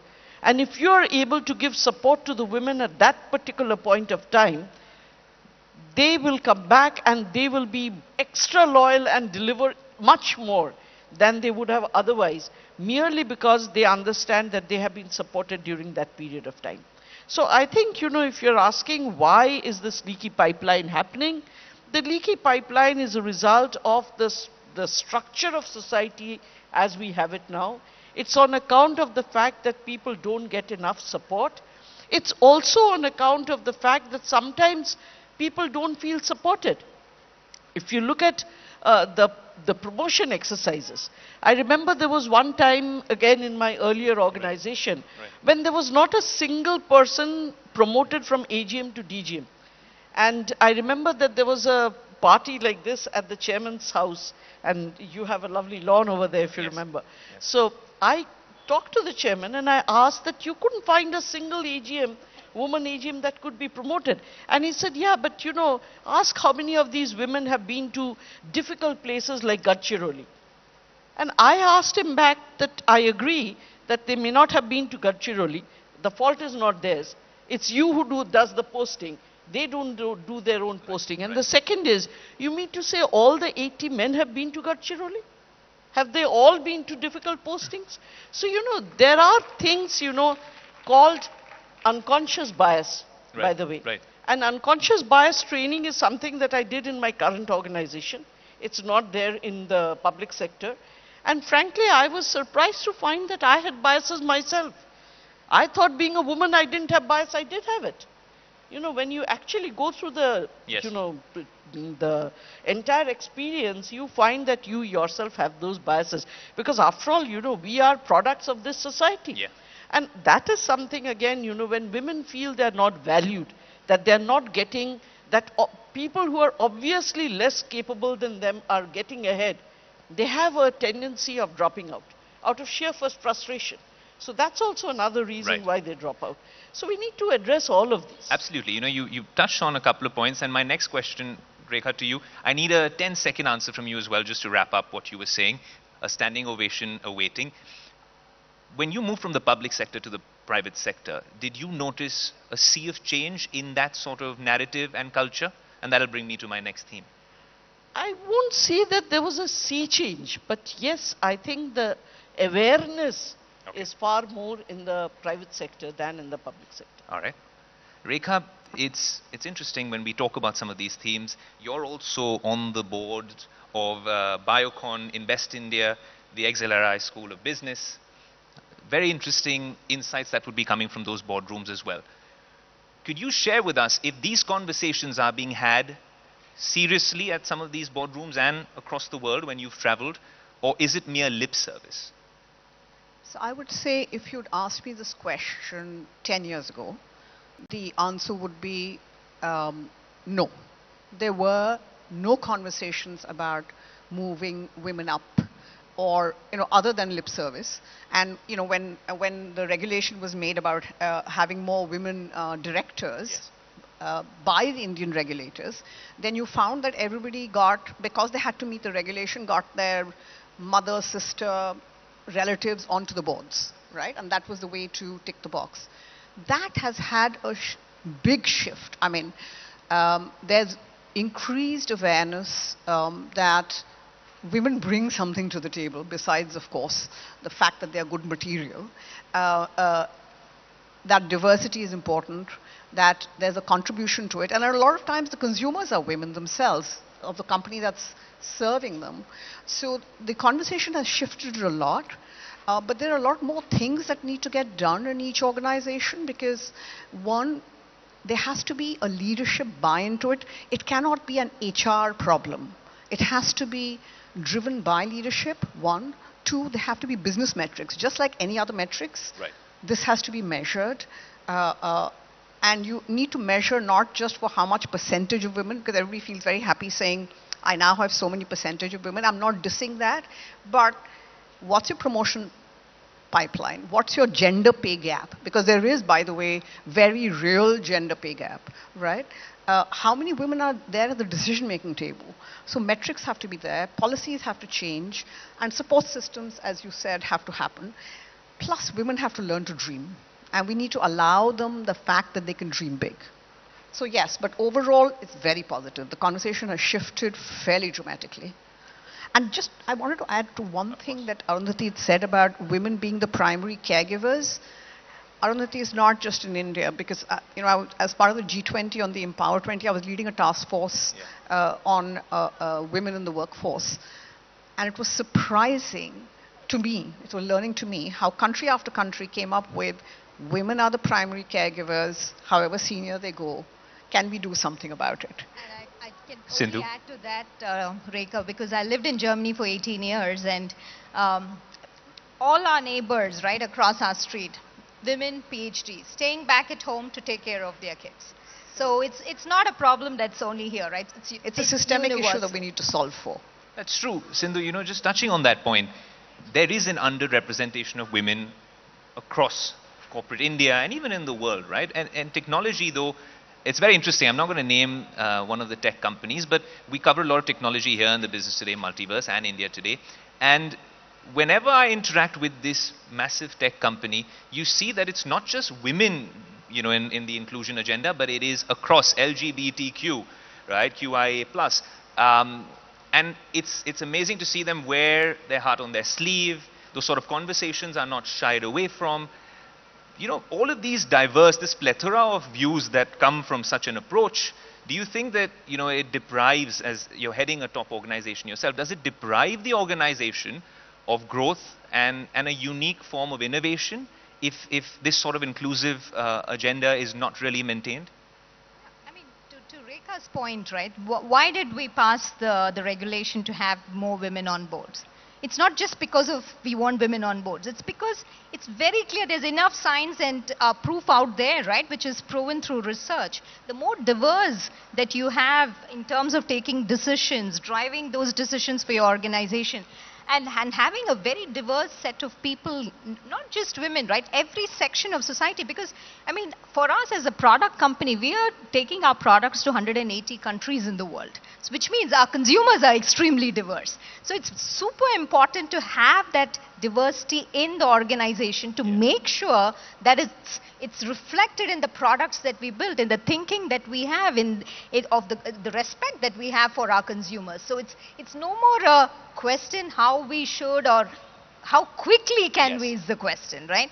And another point that I want to add is today the beauty of technology, Ayush, is also a lot of these can be addressed with technology. Yes. Like bias in recruitment. Today you can leverage technology because, I mean, large organizations, they have hundreds and thousands of postings out there. How do you make sure that those postings are bias free so that anybody who reads it clearly understands, hey, that's something that I could aspire for? Because today when you have manually put out CVs, there's so much of bias. Like Arundhati said, a lot of us are also conditioned with what made us and what was the boundaries that we had, right? But technology is what is driving that kind of change. Or if you look at how are we bringing in suppliers from marginalized parts of the society. Today we have technology that helps you to very quickly identify, hey, how do I make sure that I have a good mix of suppliers that makes sure that I meet my sustainability targets, my social targets, make sure that I bring in different parts of people from so a lot of things can be addressed with technology, and that I think that's the beauty of Every business is a technology business now. yeah. And today, I mean, we had the earlier panelists as well from various industries, right? Today, all of those industries are tech-driven industries. Yes. That's the beauty, right? It's a common disruptor. I think, Rekha, your mic didn't come on then. Every business is a technology business. Still not on. I did the voiceover for you there. But coming to that point, I do want to really talk a little bit more about this, and then we'll just quickly segue towards innovation in the tech space. Arundhati, I was consuming a lot of content and doing a lot of research for this particular panel, and I loved one thing you said. In Gen Z and millennials, we keep talking about hustle culture. We want to keep hustling and doing so much in our limited time, work hard, play hard. But something that you said, and you can correct me if I'm wrong, that is something you followed over the years, is to seek discomfort. And I think that has been where you've seen maximum growth. So now I'm not going to address this only to the ladies or young girls, it's young boys and everyone who really looks up to you, what you did at your previous organization, what you're doing right now. How much of that do you really attribute to the motto, seeking discomfort? I think that is something that is very important, because it's very easy to become comfortable in your space. And the moment you become comfortable in your space, you cease to grow. And if you cease to grow, then actually speaking, there is degrowth. Everybody, if you look at anything that is organic, the day you stop growing, that day you stop dying. Okay? So it's the same thing with any career. The moment you cease to be uncomfortable and therefore wanting to learn, wanting to become comfortable, that's the time when you are really beginning the slide downwards. So it's important for you to keep, pushing yourself out of your comfort zone and into new areas, because that's what brings growth, that's what brings satisfaction, basically. We speak of problem sets in technology, and then we talk about mischiefs being managed. Now, since we want to talk about technology and innovation, the buzz everywhere is AI, AI, AI. Now, I'm not going to get too geeky about this, but artificial general intelligence is something that the world fears as much as it is curious about it. Rekha, I want to get your thoughts on this. This comes back to Sindhu's point on technology being a leveler. It sees no background, no race, no gender. Is that something that is genuinely worrisome, as with machine learning algorithms, as these large language learning models, these AI monsters that we talk about, get smarter and smarter, maybe become a little bit more sentient, and then have the equivalent of feelings? Does this worry you, men and women alike? So let me try and answer that, and I'm not an AI expert to start with. But a technology expert, for yes. sure. So, one, it's a new technology. Two, like every tool, it has the potential to be used for good, and it has the potential to be used for bad. A knife can, cut butter or can kill somebody. So it's the same thing with this new technology. On biases, I actually want to correct you, because it's based on large language models, as you said, on data. And if the data is biased, your responses will be biased. And we've seen that. I mean, we have multiple examples already. For example, in the financial services sector, and I'm not pointing to the financial services sector, but in the financial services sector, people were being denied loans because they were of a certain color or minority or etc. because the data that had been fed in was biased. So that's the worry. Can it be used, misused? Yes. But does it also provide huge opportunities, especially in our country, for new types of jobs, for new types of growth, and for women sitting in tier 2, tier 3 cities to participate? Whether it's in using the financial payments model that people have now built, or leveraging technology to participate. So we have to wait and watch this space. But again, like everything else, I'm optimistic because I'm saying the good will prevail, and it's for the good, right? Without going into the techie details of what exactly it is. Fair enough. That'll be a conversation for another day. But Sindhu, is that something that you think will be a disruptor, a leveler? All these conversations of diversity and inclusion. The reason I was asking Rekha that was that when we feed this data, and when this, machine learning sort of algorithm learns from our actions, if else, yes, no, binary 0 and 1, it also develops something of a mind of its own. Is this something you think will be a disruptor in the tech space? Something that might not work as positive as Rekha is for the betterment of the sector? Ayush, I'd go back to what I said around driving innovation, right? Why did I say that we need to have diversity? Exactly for those reasons that Rekha mentioned. Because finally, when you look at these large language, it's not anymore only language models, right? These are visual models, audio models, everything is in there, right? The technology is just so rapidly evolving. One key thing which will be needed is that whole adaptability, that learnability, the whole resilience as well in people to be able to keep up with that. But your question was about how do we make sure that this does not take over? And this is exactly why this whole focus on responsible usage of AI is front and center in all the conversations that we are having right here in India, but also globally, right? I mean, in Europe, this has been a big topic. I mean, if you think about everything around GDPR, and this has been a focus topic even way before Gen AI came into the mix, right? Because AI has been around for more than a decade now. So it's very important that no matter how we can revolutionize the way things are being done, the way we work, the way we look at business processes and all of that, it's super important that the data that we feed the algorithms with, which is trained, is really is correct, right? And this is why it's very important to have also ethics teams in place in large organizations who's really having an understanding of how the data is being modeled, and are those use cases something that we want to put out there. So a lot of things need to be put into place. It's not just about like how everybody is on ChatGPT and using it. Super important how you model those data, people who know to visualize the data, tell the stories around the data. All those skills becomes even more important in these times. No? That's interesting.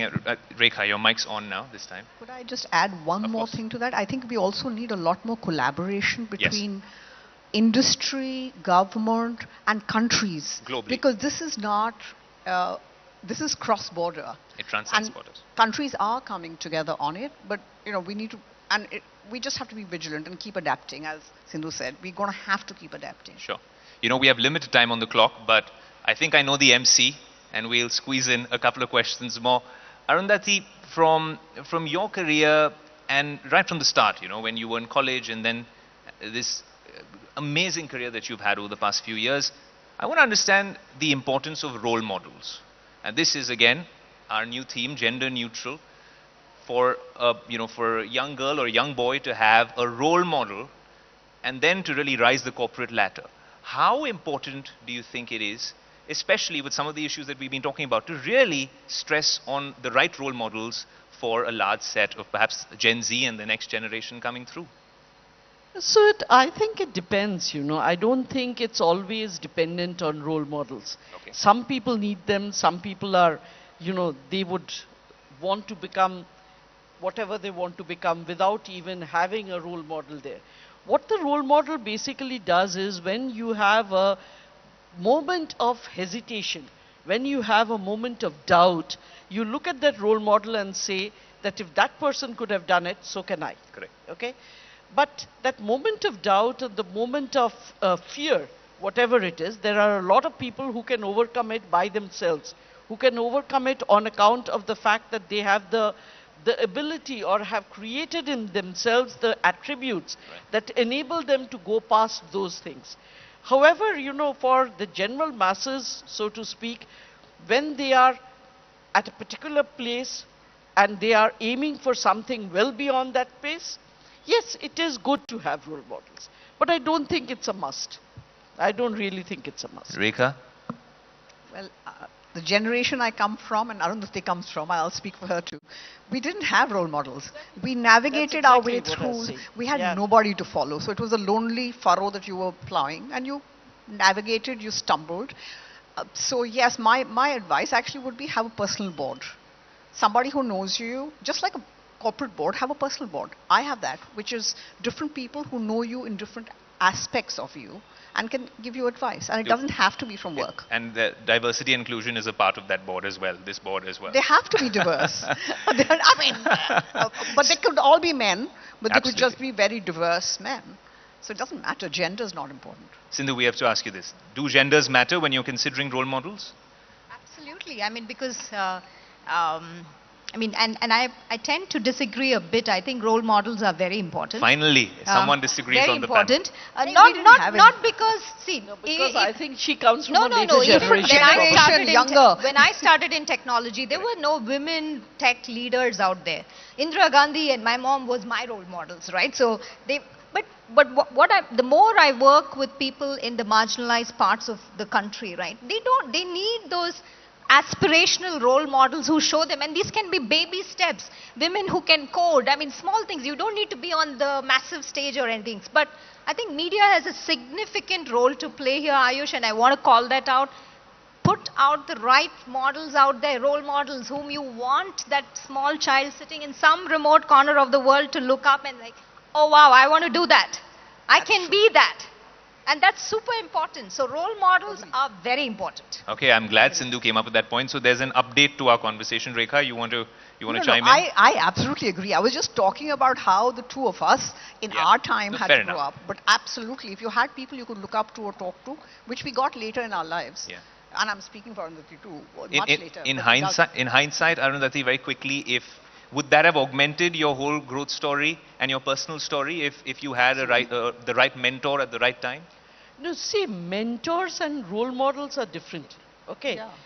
I always feel that, especially if you're in an organization or even if you're in a business of your own, it's very important to have mentors. Mentors are people that you go back to when you have a doubt, when there's a fork in the road and you don't know whether you should go left or right. So mentors are very important, and in fact in an organization I also tell people that they need not only mentors, they also need sponsors. Sponsors are basically people who are closer to you, maybe not 3 or 4 steps ahead of you, and they are the people who will sort of bear testimony regarding your capabilities and push you into the right positions. You know, so having mentors and sponsors are very, very important, but they necessarily may not be role models. Brilliant. We managed to pack in so much in this conversation. Ladies, thank you so much. We hope, and Sindhu, we will be cutting all these clips and putting them all over, and the media will be used in the right way. You've been an awesome audience. We're going to move on to the next session. Thank you so much for your time. Thank you. Yes. I will now move to the side and request you to stay on stage as Siddharth Zarabi, our managing editor at Business Today TV, will express a token of our gratitude to my esteemed panelists. Here, please, Siddharth.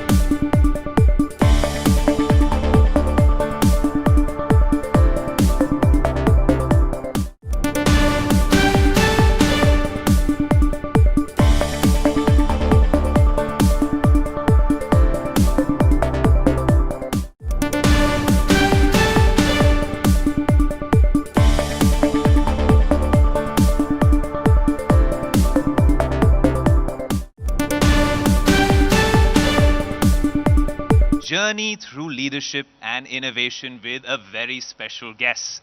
In this session with Nandini Piramal, we will hear about her journey as a woman leader, her insights into the future of the pharmaceutical industry, emphasizing innovation, technology, ethics, and leadership in times of change. Can we have a huge round of applause for our next fireside chat? Ms. Piramal, could you please join us on stage? And this session will be conducted by my colleague Siddharth Zarabi, Managing Editor, Business Today Television. Can we have a huge round of applause, please?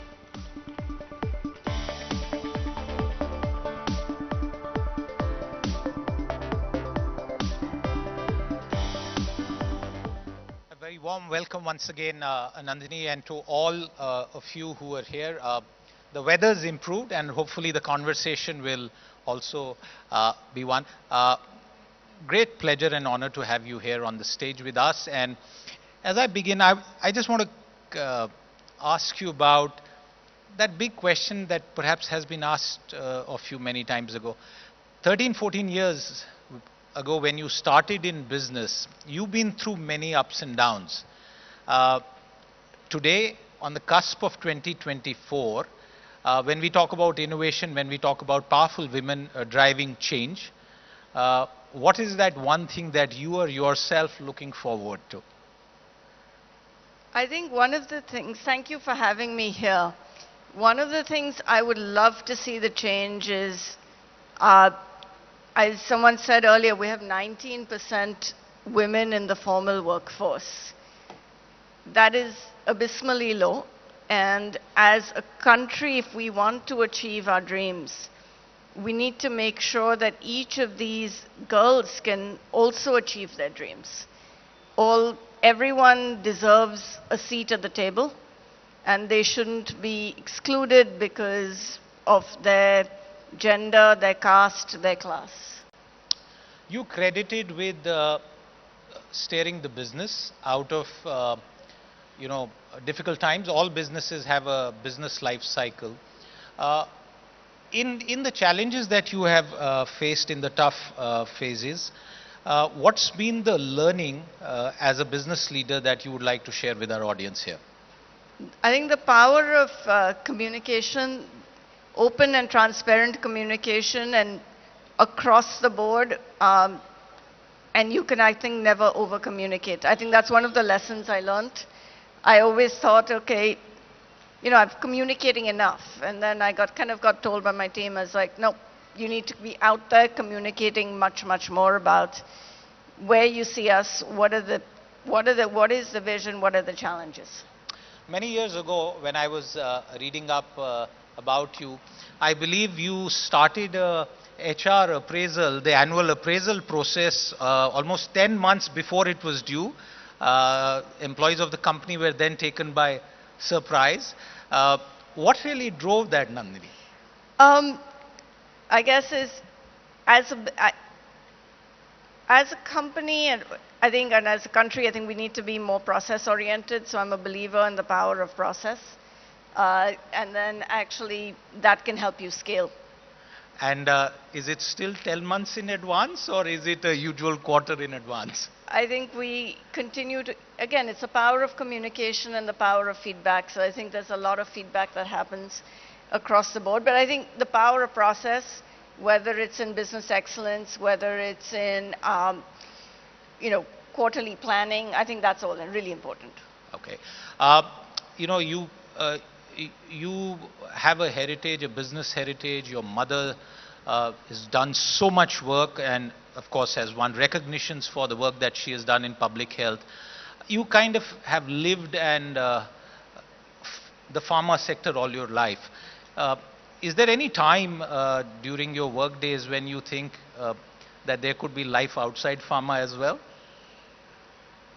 I think in every job you enjoy what you do. I think the power of patience, and I'm going to tell you a story. We are a contract manufacturer for other pharma companies. And at one point, this lady comes and she's like, I'm a finance person. I had accounting. I could work for any company. But the product that we're making at the plant now was given to my neighbor in a clinical trial. That gave her, for head and neck cancer, it gave her 3 extra months of life. And that allowed her to see her grandchild being born, right? So that's the, when you wake up and you say, okay, this is what I'm doing, this is the impact that my work has, not just on the company, but also on outsiders. You know, ultimately, you want to live a good life. You want to be doing good things. So I think that's part of it. Okay, I'm going to shift tack to another more recent experience, and various reports have described it as a brutal experience for the stock after the demerger. But my question is not on the stock. It's about, you know, not many listed companies in India are headed, run and operated by women leaders like you. Do you think the broader markets are conscious of the Indian pharma story, including the 3 or 4 sectors that you are working in? I think the markets like pharma, I think it's a strength of India. I think we and the pharma sector overall has grown. And some of, you know, the biggest pharma companies, in a way you have, we're talking about earlier in the panel about role models. So besides my mother, who, you know, played a round of applause. Mrs. Piramal is also here, and she's recording this conversation. Thank you for that. But a round of applause. You know, Please so you had a lot of role models in the sector. So, and women who've gone out and led larger companies than mine. So I think we've got, you know, there's a lot to learn from them. Okay. Before I ask you about the year of turnaround and growth, who, apart from your mother and obviously your father, are your role models? I actually think of a lot of the Infosys founders are role models in that when they actually retired, they gave back to the country and have changed the country in good ways, right? And I think that's something I would aspire to, is that you actually continue to change the country. I mean, Aadhaar and the payment system would not have been there without someone like Nandan Nilekani. Absolutely, and those are developments where digital India, which everyone talks about, it's actually no longer India, it's gone deep into Bharat, so it should be digital Bharat. But I want to come to the corporate part of your portfolio and what you have said in recent public comments about a year of turnaround. What does that really mean? What are you hinting towards? I think there's a focus on actually just in a way the business, which is on revenue growth, you know, profitability, operational excellence, productivity, and managing costs. So it's actually, that's the only things we're focused on right now. Do you think women manage costs better than men in business? They do at home, of course, but my question is about business. I think it's across the board. I don't think there's a difference. Okay. In terms of the targets that you have set for yourself and the company, if you could sort of talk about what are the immediate priorities that you're outlining? I think what we're saying is mid-teens growth in terms of revenue and a significant improvement in EBITDA. Okay, that's a very pointed target to have. Let's turn to one of the broader questions, and again, this is something that you've spoken about. This is India's place in the world, and India plus one. I don't like saying China plus one, but India plus one. Are we in a position to really be a long-term player, being able to become the supplier for the world? We do it in so many ways. We have 3,000 pharma companies in India alone. There are thousands of other ancillaries who are attached to it, Nandini. I think the pharma sector has proven to be a sector that has, you know, good jobs, it has exports, and it has and can compete world class. So I think as we continue to focus, I think we have to continue to focus on quality, because, and that's a quality as a sector as a whole. So for us, for example, quality is critical. Each of our plants, you know, we've had about 4 or 5 US FDA inspections in the last 6 months, and we've kind of closed all of those. And that's something, it costs money. And we are, as an industry, we then say, okay, we have to continue to keep that focus on. India's pharma story has over the last 2-3 decades seen phases where some people say that there's a concerted attack on India's capabilities as a low-cost drug manufacturer, and that certain companies or the country is being targeted because we have challenged the big and powerful companies in this regard. Is that a view that you share? Are quality concerns sometimes overblown? I say that some of the recent inspections have shown that people weren't taking quality seriously enough. And, I think that's something that as an ethical company you need to do.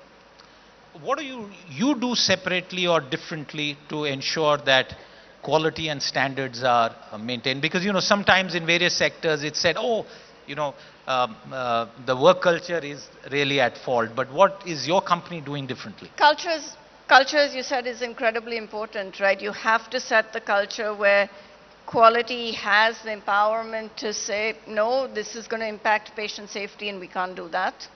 So that's one. Two is we get audited a lot. We get audited by 150 companies a year. So there's someone walking through our plants nearly every week. And that means a lot of eyes on what we're doing.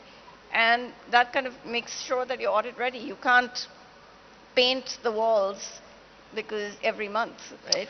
And do you think the rigorous standards and the evaluation that you consistently undergo is something that other sectors in India need to learn from? Of course, pharma's scrutiny is due to the fact that the medicines that we consume need to be good, not just in India, all over the world.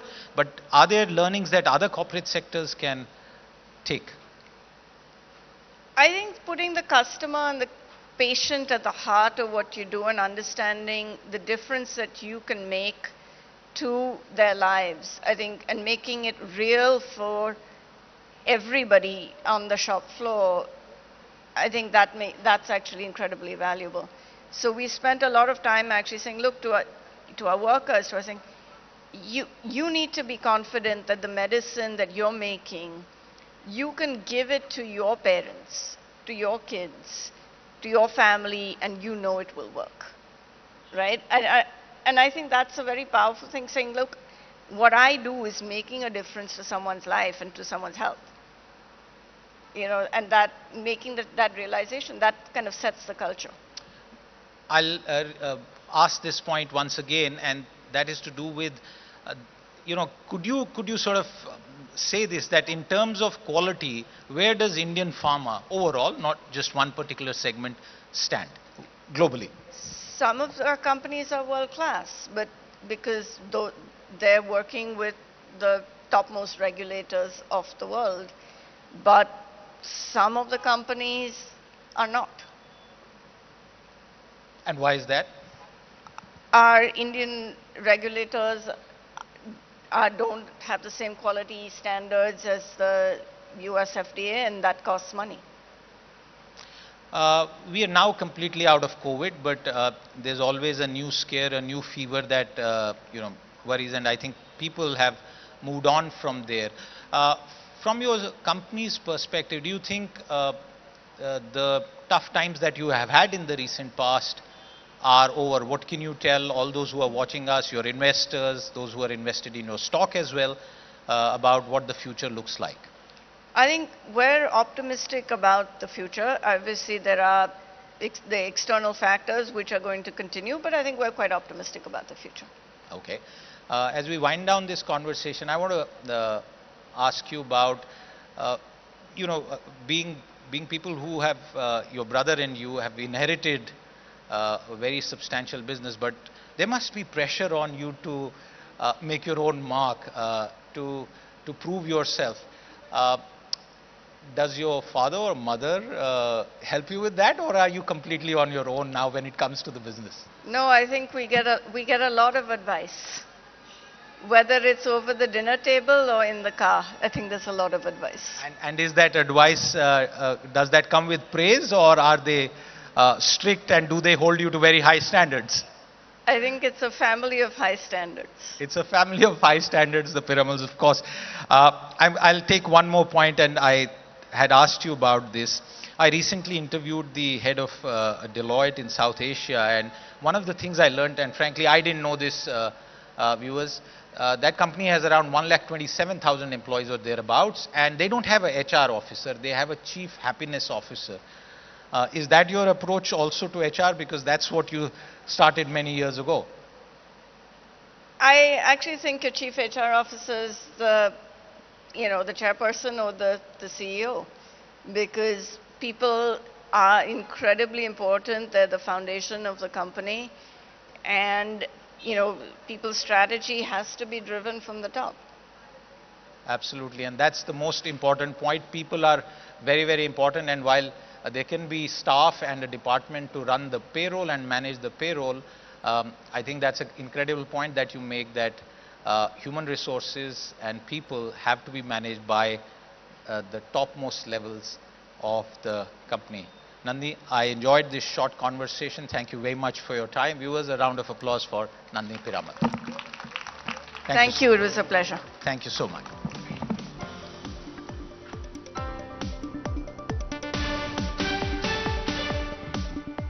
Thank you for that very insightful fireside chat, Ms. Piramal and Siddharth. I'd like to call on stage Saurabh Majumdar, editor Business Today, to express a token of our gratitude. All thanks to our gifting partner, Tata Tenera.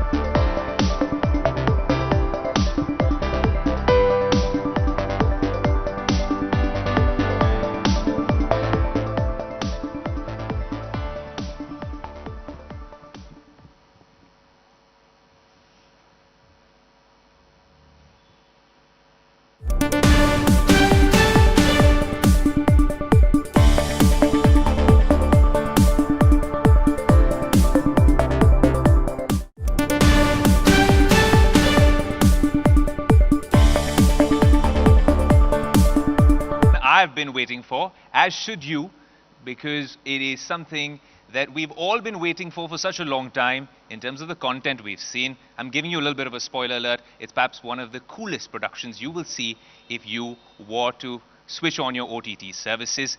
Creativity through the female lens. In this fireside chat with Zoya Akhtar, an acclaimed director, writer and producer, we will explore her insights into the art and business of filmmaking, her creative journey, and how she navigates creative spaces to redefine storytelling possibilities for women. This particular session will be moderated by Kali Puri, Vice Chairperson at the India Today Group. Can we have a huge round of applause, please?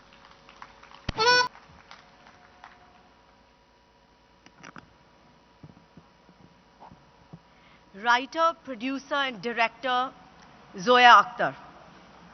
I would define your year as made in heaven, where with one the heart, you landed us in the gorgeous world of Archie's, where later we will wonder, kho gaye hum kahan. If you've not seen a Zoya film, you really have not had any luck by chance. And you really need to go and see one, because zindagi na milegi dobara. This cheesy intro has been written for you by ChatGPT. That's why we still need human, creative originals like you, Zoya Akhtar. So welcome. Thank you. Thank you. So welcome and congratulations on the premiere of Archie's, which just Thank you. launched yesterday on Netflix. So all of you who haven't caught it, this is a great thing to do tonight. How are you feeling? Mixed, because you don't, like the minute you release till the Monday, you don't really know. So it's like a bit of a mixed feeling, but it's over. There's one thing gone, one thing out in the universe. So there's a sense of relief, there's a sense of relax with that. But there's also a little anxiety as to, I hope people watch it. I mean, the initial reviews have been really good, so fingers crossed. Now, which character of Archie's do you identify with? That depends on the day. Uh, Okay, today. Today. like today, I would say I'm a little harrowed and stretched. So I would say today I'm a bit, I'm conflicted. So I'm Archie. Archie is always in conflict. What are you mostly? Archie. Yeah, I'm a Libran. Actually, it's so funny. I didn't know what you would pick, but in my mind, I picked Archie for you because I felt he was somebody who gets people together around a cause. That too. That too. Right? And he has a good heart. Yeah. So that both I'd those like things. to think so. So the premiere saw the entire Bollywood out. Directors, stars, and it's an OTT release, right? So it was like this great unifier. Now, what would you put that down to? How come the whole of Bollywood came out to watch you? I think because we know we've worked with so many people together. You know, there were some actors in the film whose parents are in film, so they would come out anyway because it's their kids' film. And I've worked with so many actors, so many directors are my friends. I've been in the business for that long, so people would come out to watch a movie. But sometimes directors don't want to celebrate other directors, right? No. The directors are pretty. There's a lot of camaraderie in the director fraternity. It's only the superstars that fight with each other. No, actually they don't. You know what I mean? Of course there's a competition. Of course there's rivalry. But the industry has each other's back. I mean, people are there for each other. Well, I think it's also because you are a bridge builder.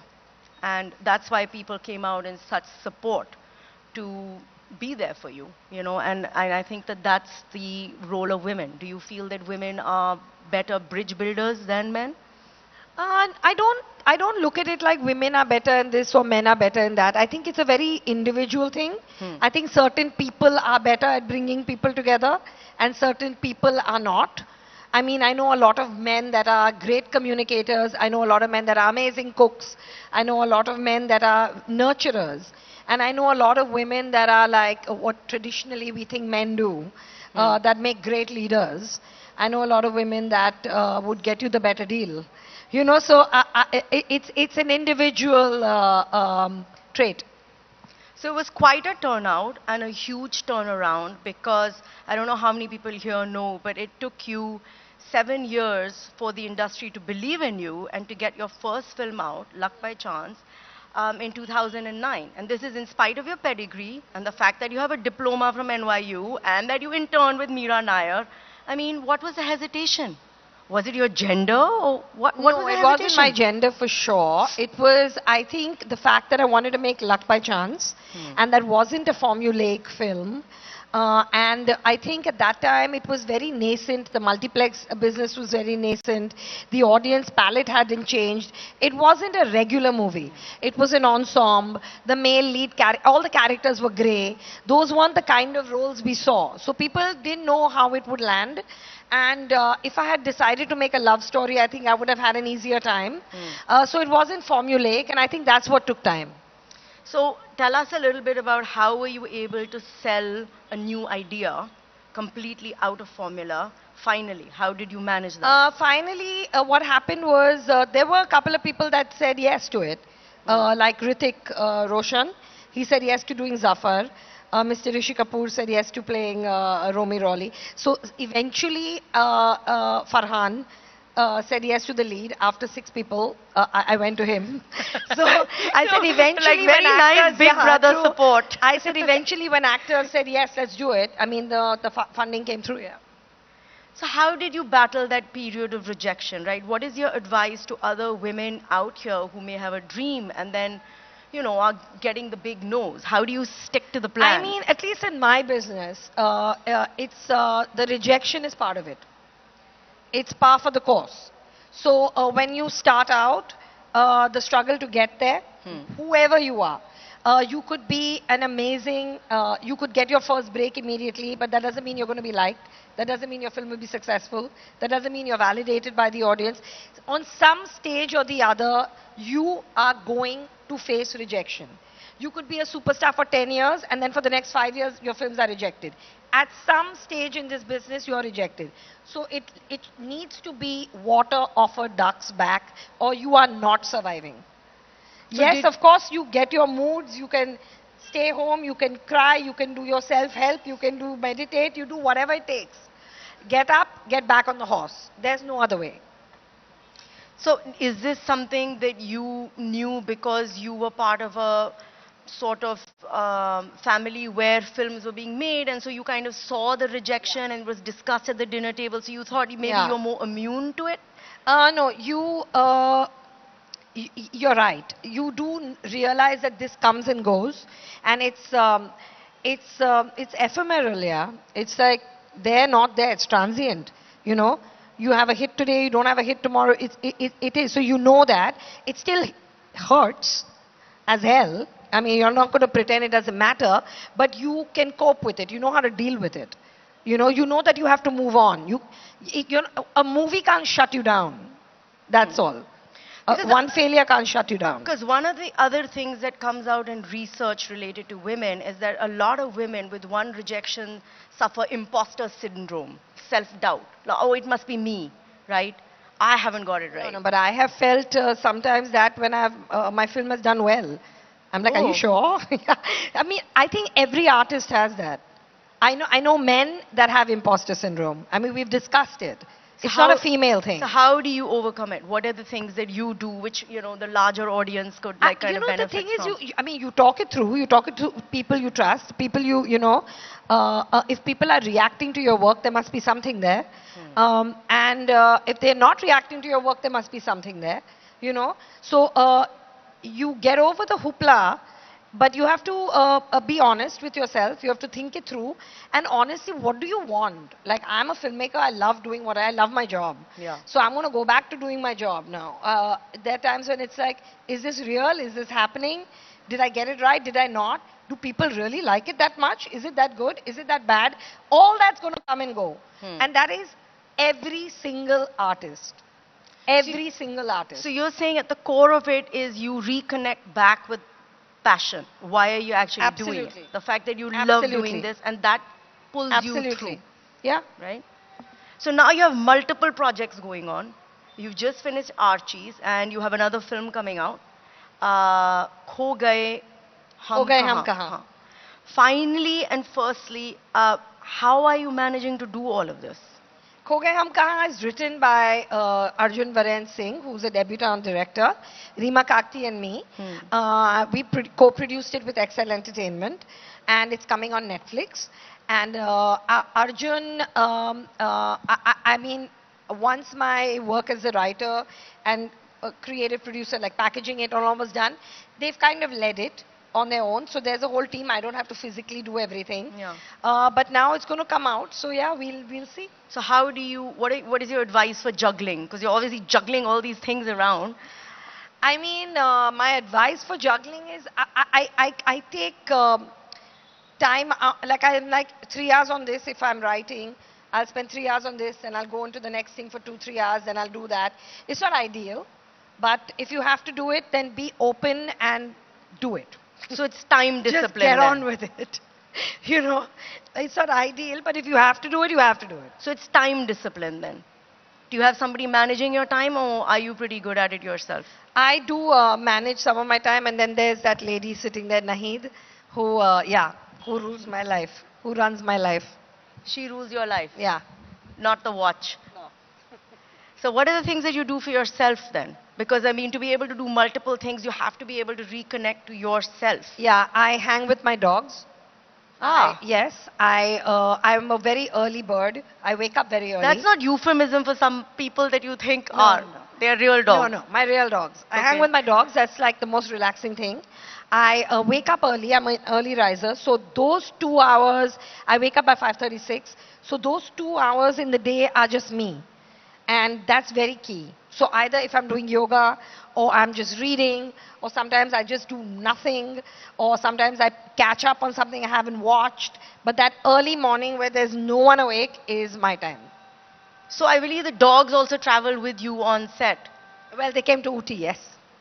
They came? I was there for 4 months. Yeah, I can't leave my dogs. And did in Dil Dhadakne Do, is that your dog? No, that's not my dog. That's an act. He's an actor. Okay, so what is the breed of your dogs? I've got beagles. Okay, so small, so they can travel. Yeah, they're back and forth. mid-size. Yeah. So I think that this is quite a high point, right? You've got a film that's just released on OTT. You've got another one coming out. It's been a pretty good year.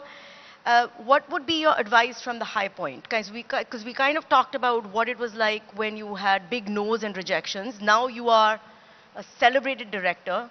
You don't have to do anything. You choose what you want to do. Yeah. You choose who you want to work with, right? So what is your advice to women from a high point? Well, like, what are the things that you did right? What would you like to say to, thought leaders, CEOs sitting here? I mean, you do right things, you do wrong things. Even at this stage, sometimes you don't get the first person you choose to work with. That's going to keep happening. But I think I did whatever I wanted to do, and I tried to construct in a way that I felt would work with the market. I didn't, let's just say I didn't do something someone else had done before. And that wasn't deliberate. It's just what interests me. So I'm going to give an example. Like, say, when I was really, I was blown away by the rap scene in Bombay. Like, I'm going to talk about my last film. And that wasn't, yeah, there wasn't really conventional music, and there wasn't really a conventional narrative to have a kid out of Dharavi, and it wasn't really a mainstream narrative. So, but I took that world, I took whatever I wanted to say about class, and I packaged it into what I thought was a rags to riches story, which is accessible to people. Okay. It's like the Rocky of rap. Right. So people understand an underdog story. So not that I think the rappers are underdogs, I think they're super winners. But I packaged it and I wrote it, and wrote it in that way that is understandable to the audience. And then it doesn't matter if it's rapping or boxing or horse riding, it doesn't matter so much. You're invested in the personal story. Are you a horse rider? Because it's the second time you've said no, something I about just love horses. Okay. No, I wanted to go back to that. So at which point do you know that this story is working? Is it gut feel? Because sometimes when you're making a decision, you never know. You may think it's working, but it comes out it's not working. You never know. So how do you take that decision? Is it a leap of faith if it works for you? So are you responding to it? Is it working for you? Do you believe it? Would you like to watch it? Because it's easy to do things in business and in creative projects which have been done before, right? Now you're like, oh, okay, I can do that, copy, paste, change a little bit. And it's much harder to do things which are new. You have to kind of feel it from inside. You have to feel it. You have to have a need for it. You have to, it has to resonate with you. And somewhere you have to feel that, okay, there is, okay, so this doesn't exist in the market. So maybe someone will want to sample it. Or if I need it, they need it too. If I like being told this, someone else may be inspired by it too. If I get entertained by it, someone else might engage it too. First, you have to need it and want it. Right. You don't do surveys and you don't do analysis and paralysis by analysis. So it is gut feel I don't, then. but I do have my ear to the ground. I do watch the news, I read the news, I'm into pop culture, I listen to people around me, I meet all kinds of people, so that on some level is my survey. She's endorsing social media and all the time we spend on Instagram, yes. Right? It's market research. As a person who represents a minority in different ways, including gender, do you feel an extra sense of responsibility on what you need to do in the current environment? I don't think my gender is a minority. Okay, nice. I'm sorry, but I don't feel like I'm a minority in my gender. We are 50%. How is that a minority? So you feel that you're never in a boardroom or in a situation where you are in a minority? Because in a lot of our boardrooms... there are times where there may be fewer women in the room, but that's it. There are times I'm in rooms where there are fewer men. And I hope they don't feel insecure. because I don't feel insecure. No, I'm sure they do, just because of your sheer talent. Yeah, I mean, Nothing I to do with don't feel gender. insecure around men, and I hope men don't feel insecure around me. I'm very fortunate to be in spaces that are pretty, I mean, I don't know, I'm in an equalized environment, I think. So as a director, do you have a gender lens? Because it seems to me you do not. You're just there as an individual and you're looking at things. Yes, but obviously I have, I mean, I'm a girl and I grew up, I mean, I'm a woman, I grew up with a particular experience of the world. I've navigated the world with a particular gender. So Yeah. yes, my experiences have been different. My composition on a level is different. So that's my lensing, Yeah, right? yeah. But at the same time, I'm also a human being that's extremely open and aware to the other gender and to humanity, so to speak. So yes, there's things of me that would be my gaze, that would be a particularly female gaze, but then there would be things that would be a particularly Zoya gaze. Right. A particularly urban, Zoya factor. Yeah, an urban Indian girl gaze. You understand? So, Yeah. I mean, there's so many specifics. But then Gully Boy is not Indian woman urban gaze at all. Of course it is. Gully Boy is such a Mumbai story. Yeah, actually It the is women such are. an The main protagonist in it is like out of what would be open to us, right? That's not somebody you would engage with on No, I would engage with Okay. because I am an artist. Ah. And I would engage with an artist no matter where they came from. Okay. So yes, I work with all kinds of people and I completely resonated with that kid. Yeah. Because he had taken his entire life and experience and put it into a form that moved me, Yeah. that educated me, and so what if it's not my reality, but I felt him. And when I met him, he felt me. No, I And- love that you opened up a new world for so many people. I don't look at it that way, but there's so many specifics besides just like I am from Mumbai, which is a very unique city. I am an urban kid. I had a very privileged upbringing. I was educated in a particular way. All those things inform my lensing. Why was Zindagi Na Mile Dobara a bachelorette party versus a bachelor party? Was it that you think in 2011 women weren't doing the bachelorette party and somewhere we've moved 10 years later? No, 12 years later? I don't think so. I don't think that. I just think that I grew up I had a lot of male friends. And I have done innumerable road trips with them. You are actually one of the men in the Zindagi Na Mile No, I Dobara. was the girl there. I wasn't one of the men. Ah, I you was were the girl. Katrina. Yeah, you're very confused with this gender thing. Sorry. No, it's I good. was a girl. It's good. That actually But you just look at it as... I have a lot of male friends. I've done a lot of road trips across the country, and they've been some great experiences. And I wanted to put that down. Remind me wanted to put that down in a film. So you have a real eye for detail, and I believe that on your set, even if a drawer or a cupboard is not going to be opened, it'll have the aesthetic and products which would belong to that set. Yes, and that's my, I have to say that's my production designer, Suzanne Merangi. She's incredible. And she just believes that if you're working on a set, then everything should be accessible on the set for the director and the actors. So if they are in a bedroom, then there'll be the alarm clock and the clock will work. There you can open the drawer and there'll be things that character would have in the bedside. The desk will have things. So you can play with them, you can use them. It feels alive. Is that one of your superpowers, your attention to detail? But yes, things, I mean, yeah, I like details. Details make everything. So are you very bossy on sets then? No, I'm not bossy, I'm the boss. I The like difference. that. There's a difference.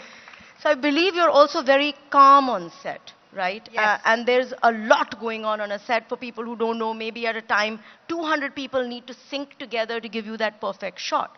So how do you maintain that calm? I like my environment to be peaceful. I think people do the best work because we are doing a creative job and it's a high stress job, it's a high stakes job, there's a lot of money involved, time is money, and I think people work in an environment where there's peace. We are also making entertainment, we're making Yeah. art, and people need to enjoy what they do. And I'm very lucky to work with people that are really masters in their game, and they come in there. So you don't want to create a situation which is stressful for people. I don't like people operating under stress, and I don't want people to be scared of me. I don't like that feeling. It's a very collaborative art, and I won't get the best out of them if I am in a bad mood. So how do you keep your mood? How do you keep the calm? By communication. I communicate with people. I'm a big prepper. It's very important for me to be well prepped. So my team and me, we know what we're doing. We know what we want. Everything is almost pre-decided. So when it comes and the clock is ticking and you're on set, there's really not much to iron out. It's the work is already done. And I find it better to communicate if something is not right than let it fester and create a bad vibe. Nandini also said that a little while ago. Basically, that she needed to communicate more, and that's really a key part of our jobs. Do you think that you are able to also maintain your calm because you have a professional and personal crew that you have worked with for so long? And there's a very closely knit team. Yes, that is true. I have a certain amount of key people that I work with regularly, and it's family now. There is a sync, like with, say, Suzanne Mervanji, who's my production designer. This is my third feature film with her. So we do have a complete, there is a tuning already set, and there's a comfort level, there's a trust that's formed. But having said that, I also work with new people on each film. Right. But they come in there, and I think we kind of break the ice before we get into it. And once you're prepped and you know it, we kind of figure each other's personality out, then it's okay. So how do you inspire that mix of loyalty and getting new people in and not causing insecurity in your old team? Because a lot of us have to deal with that, right? No, I think there's something really underrated is just be kind. Just be nice to people. It goes a long way. Just even if you don't want something, just speak to people nicely. If you don't, apologize. Just be kind. Just acknowledge people, validate them. If you screw up, just say sorry. It matters. Even if it's like the lowest assistant in your team that you snapped at, apologize. Is this something you learned the hard way, or is this something No, it's that important. was part of I mean, your I've done family? I have done, yes, I mean, I was brought up in a particular way. Yeah. So yes, I owe it to my parents. But at the same time, I've done every job on a film set. Because I've families started can be from- also very unkind to each other, right? Because like you can have brutal honesty. No, but we are honest, but we never, we don't cross the line. And if you do cross the line, in a sense that if you feel you've said or hurt someone, you apologize, you take responsibility for it, And I've done every job on a film set. So I've been a PA. So I know what it means to be at different levels, and what the hierarchy is. So I think that's very important. And I think besides that, it's you have to share the limelight. So you have to share the victories. Do you think that it's this that allowed you to basically take a risk and work with non-seasoned actors? You worked with newcomers and you have launched 7 bright young things that, and it's a challenge because you could have worked with seasoned actors, but you went ahead and you worked with 7 people who had never been on set, never shot. You challenged yourself. How important is that in success? Because, I mean, for me, I don't make films depending on the actor I want to work with. I'm directed to the actor via the subject I want to make. And when Netflix got Archies to me, I mean, I love that comic book. And I wanted to do that. And that dictated the newcomers. Because they had to be 17 years old. The Archie characters are so iconic that you didn't want to take stars which already had an image and try to then mold that image. You wanted people nobody knew, and then they just can step into these shoes. So for me, the story and subject matter dictate the cast, not the other way around.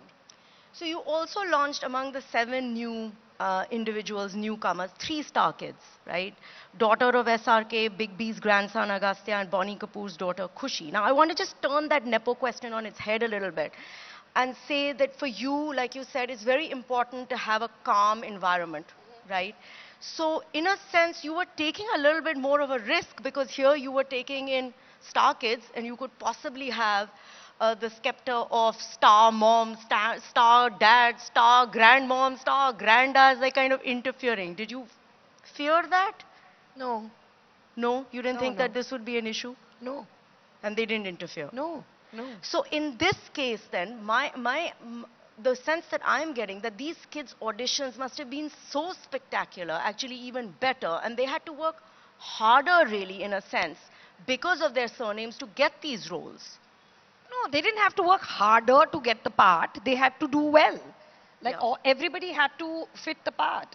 So it wasn't like they had some 3 other obstacle races to run that others didn't. Everybody auditioned, and I mean, they were key roles, all of them. So yes, they had to. And some like say like a mayor who plays Jughead, he has more acting experience. So he was quicker at it, you know, like he just nailed it. Yeah, in because one. he's in Made in Heaven and he's in a completely different role there. He's much more experienced. So it depends on that. Okay, so time's up. I'm going to have one last question. As a director, you are celebrated as someone who can balance movies that get critical acclaim, are able to give a subtle message, but at the same time are really commercially viable. And as CEOs and business leaders, very often we are dealing with making something profitable, sticking to our core values, and sometimes those two things can be at odds, right? But you have found the optimal balance. So how do you do it, and what can we learn from your experience here, your success mantras for getting this perfect balance? I mean, I hope I get it right, but I just feel... now you're being modest. No, yeah, I mean... You are being modest, Zoya. No, see, the thing is, it's all relative in my business. Like some people have box office numbers that are way more than any of my films have ever arrived at. Or some people don't. So, I mean, it's subjective, it's relative, you know. Okay.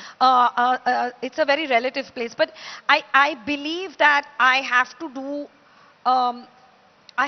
what I want to do. Like I'm not good at making a project. I can't approach the business in that way. Okay. Like I can't spend 2 or 3 years of my life making a project like this will put this together and make this movie and it'll work. I'm not that filmmaker. You know, I have to really resonate with the subject. It has to excite me visually. It has to be new for me. It has to scare me a little bit. You know, like how the hell am I... Out of your comfort zone. Yeah, it has to push me a little bit out of my comfort zone. How am I going to achieve this? Or am I going to be able to tell this story? How am I going to put this together? Then I'm a little excited. And sometimes those things will work and sometimes they won't. I don't know. But I do it to the best of my ability. And I make sure my music works. I make sure the cast and marketing, you know, the general stuff that you have to do to make it correct. I do all those things. But I work from my heart as well as my head. You know, it's not just my head. So one of the things that you do is you said best of your abilities, also to be able to get the best out of everybody else. Yes. Whoever is there, right? Yes. So how do you manage to do that? And can you tell us when it's the last scene, like when there's no retake possible, right? There's no retake in a lot of our businesses. Like you just got to go with it. That's it. Then it's done. How do you get the best out of people? I think work with who you're comfortable with. Work with people. If instinctually you feel this person's not working out, fire them. Simple. Don't waste time. If your instinct is saying it's not going to happen, it's not going to happen. Go. I believe in my gut in that way. I have very clear communication with people I work with because I'm in an extremely collaborative business. I work with all aspects of art, whether it's music, whether it's lighting, whether it's acting, whether it's dance, whether it's a costume. I work with all kinds of artists. So you have to have very clear communication to your vision. You have to allow space for them to bring the best because they are masters at their craft. You cannot micromanage and control because you won't do it as well. So you are the yay and nay after you put your vision out because they will take you to another level. And you have to share the ownership. It can't be like, oh, this is my film. They have to own it. They have to feel it's theirs because only then you get the best out. You have to share. Thank you so much. I hope you. that you have all learned some things from the session. I know I have. I think kindness is a good one. And I think just keeping it simple. Like, just don't overcomplicate it. It is head and heart. Feel it in the gut. Be kind to people and share the limelight. Not make it all about you, right? And it has to resonate. So thank you very much. Thank you You for just make it calling sound me. so simple. It isn't that simple, but yes, we'll Just take that away. collaborated with your sister. That was a Yes. very fun She is time. hard to collaborate with. No, I had a really good time with her actually. You seem to have a very good time with your own sibling as well. So you're just more collaborative as a person. Yeah, I don't have a choice if you're a filmmaker. That's true. No, but some people are not that collaborative. I mean, I wouldn't enjoy that atmosphere. I mean, you don't want to go to work and not have fun. okay, so we're taking that away with Yeah. us. Have fun at work, and today is a Friday, so Yes. if you're having Thank fun you. at work, then there's no sense of weekends, right? Yes. Thank you very much, Thank Zoya. you. Thank you for inviting me. Thank you. Thank you, Zoya. Thank you, Kali. Kali, can I ask a quick question? You started off by asking about Zoya's Archie's character for the day. Which Archie's character are you feeling like today?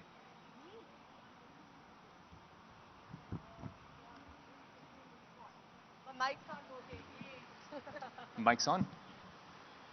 Yes. Hello? Yes. I kind of always feel a bit like Betty, as if I'm like sort of sacrificing for somebody else. I kind of tend to make myself a victim sometimes.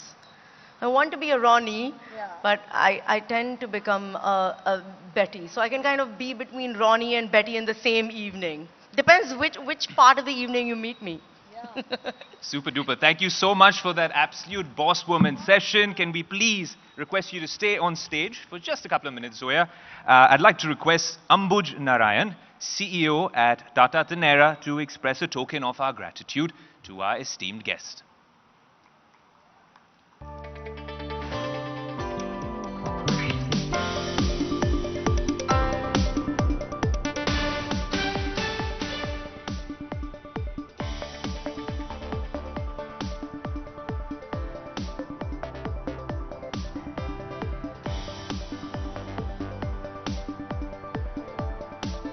Ambuj, a quick photo as well before you...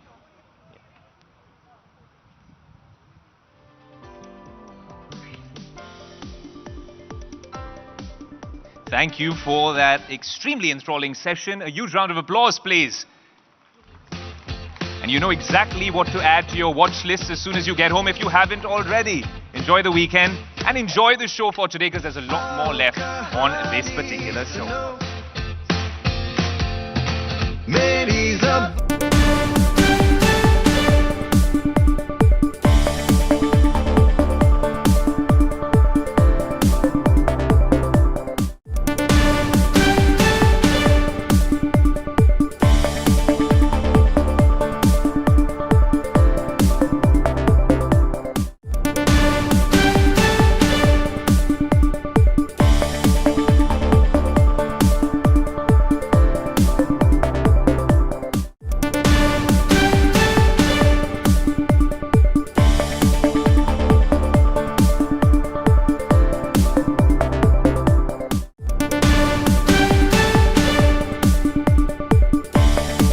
Here at Business Today, Most Powerful Women in Business.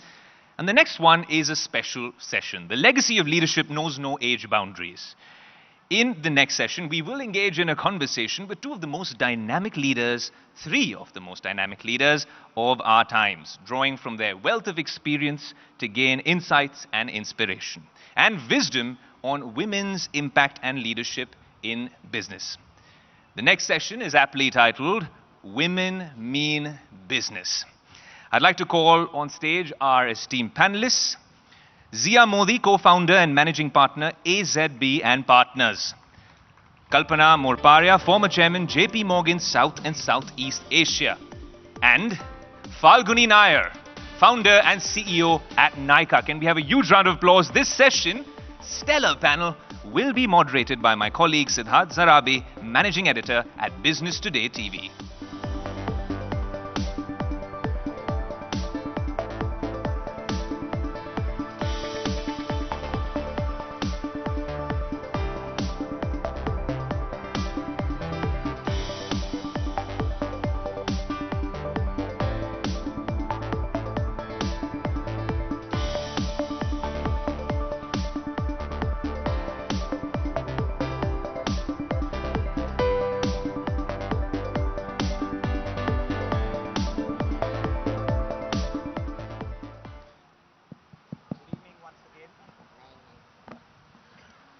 Hi. Good evening once again, and thank you very much to Faguni, Kalpana, and Zia for being here. Uh, these three ladies represent the epitome of business in their own individual ways. Zia Modi was once described by Mr. Mukesh Ambani as more than a lawyer.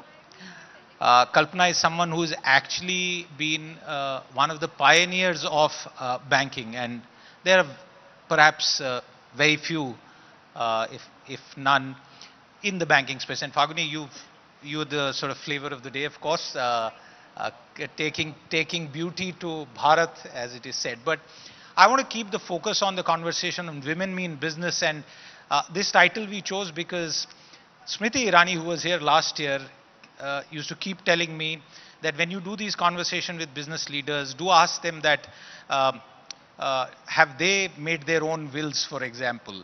But that's not the question I want to start with. I want to start with the issue of women representation in corporate India and on boards. And Zia Modi, I start with you. There's a norm, a rule which said the top 1,000 companies need to have one woman director, and we've kind of had very good progress with that. Given what has happened, is it time for the norms to change and take that norm and say all companies in India should have at least one woman as a director? You ask the chief guest, please. I'm setting that up. Don't set me up. I think a lot has improved, actually. And before this became mandatory, there was a lot of debate. Should we not? Should it be merit-based? Is it tokenism? How do we find a really bright woman? Why should we just pick a woman for being a woman? So my view has always been that, I've said it quite often, as a law firm, we make money because of a lot of stupid men, right? So I don't see why we have to be geniuses and men have to be average. Find women, they will grow into the space that you give them. And I think that just empirically and from studies, it's been proved that if you have more than one woman on the board, the debate is a lot better, the women feel less diffident, they don't feel like tokens, and they open up much more and contribute to the discussion much more. So I have always come out on the side that if it's mandatory, it's a good mandatory. And I think it's proved itself to be so. Now, do I think that every board should have a woman, and how low down the value chain you want to go? It's a policy decision. I think that, we have to take steps at a time which are feasible. You look at the panchayat system. Yes. You have the women sitting and the husband standing at the back. But I am convinced... And you now have a law for 33% at the highest. I'm convinced in 10 years you won't see those men. In 10 years, we won't see those men. They won't be standing at the back. Okay. The women will be doing what they need to do, and they will figure out what is right for the panchayat. So I think it's India, it's decades of different culture. We're changing. And sometimes we move in decades in many sectors. Kalpana, that same question to you, but with the added bit that there are far too many directorships and far lesser women who would qualify to be directors. Is that correct? And what would you add to what Zia just told us? Yeah, closer, please. Let me begin with...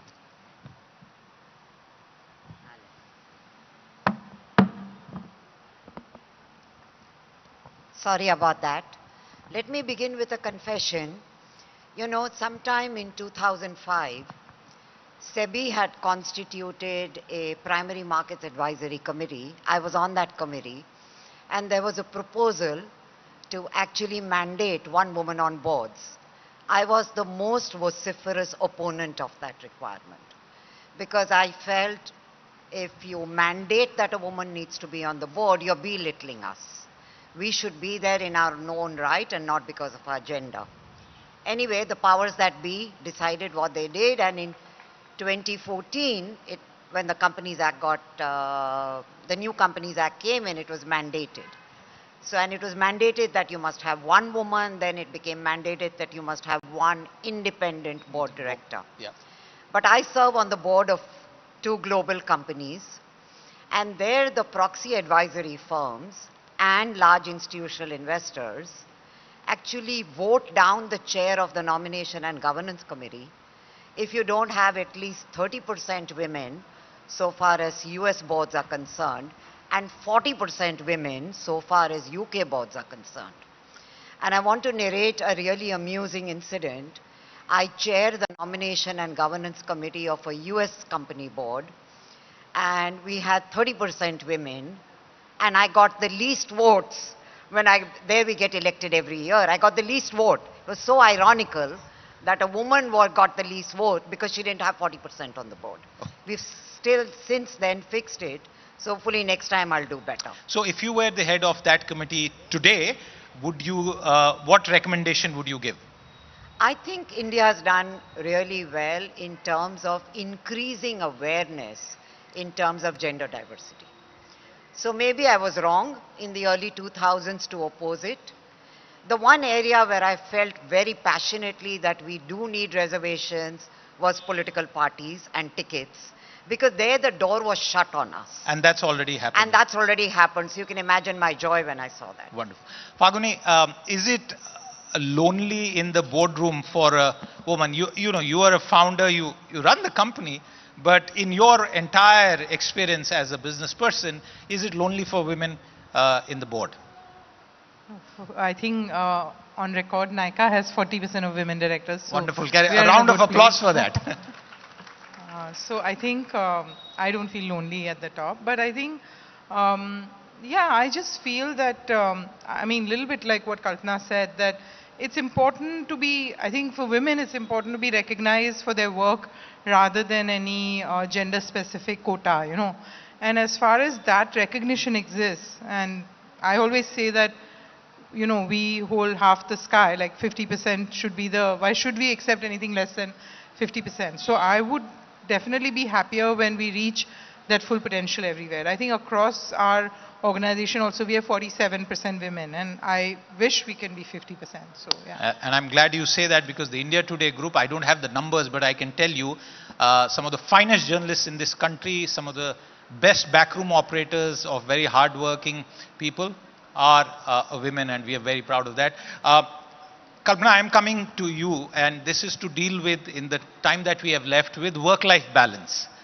And I must tell our viewers that some years back you were quoted as, you know, life is work and vice versa.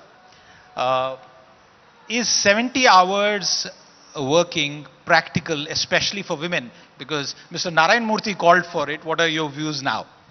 You know, after you quoted me on saying life is work and work is life, I'm surprised you even asked me this question. But actually the one person who's best suited to answer this is sitting to my right. That's so why I'm I just didn't going to choose a toss it to lawyer her. first, because lawyers work probably 100 hours a week. No, if life is work, there's no question of counting hours. As you probably know, I retired from full-time employment 2 years ago. But you must be busier still. This week was a particularly difficult week because we had 3 boards, all in the same week, 1 in New York and 2 in Mumbai, and I had a 22-hour day. Zia, your views on that? Because lawyers and their working hours are no big secret. I don't think it's just lawyers, because a lot of lawyers, especially the younger ones, have this work-life balance thingamajig. Journalists too. I think if you want to be a leader, if you want to make something special of your life, unfortunately, as a woman, you sacrifice the work-life balance. And I think a lot of women here in the audience and the ones you're going to give awards to have gone through that particular capital G called guilt. But I think that with being smart, creating an ecosystem that lets you get more hours of the day, not doing rubbish that you don't need to do, systematically planning your life in a way that you cut out the irrelevant, is the only way to get more time for yourself, your work, and the biggest loser of them all, unfortunately, your family. So I think that I don't think much will change for the next few years. And for the women who have the passion, the ambition, the wanting to be there and wanting to have standing, this is the cost, unfortunately. And unfortunately, Jack Welch said it himself. So it applies to men as well, right? Faguni, is that a cost that you have paid in your career? I think, if I may say so, at this point in my life, I'm quite happy about work-life balance. I think I'm one of the few people who doesn't like to work late. I rarely work on the weekends, so I'm happy with the balance for now. Sorry to interrupt you, but isn't that because you're an owner rather than just a... No, I work very hard. You can ask all my teams. I think you can ask them. I think every 70 hours or more. No, I don't know. I think I'm able to balance it, if I may say so. But yeah, I think there have been parts of my career where I've worked very, very hard, and I have felt that the work-life balance was not there. And I think at that point, when I think hard about it, and my advice to women used to be that learn to juggle. And the juggle that I did was that, like when the kids were young, you know, couple of days I'll work very late, but then other days I'll leave at 5 or 6, so that, you know, importance of having that evening with your kids, taking them to a park. So I always tell women that if you can't manage work-life balance on a regular basis, at least juggle and try to achieve the balance, because I think even that's important. I think family and time for family is very important. Okay, very quick question, and I'll go across the panel, Faguni, but to you, the third point for today, pay.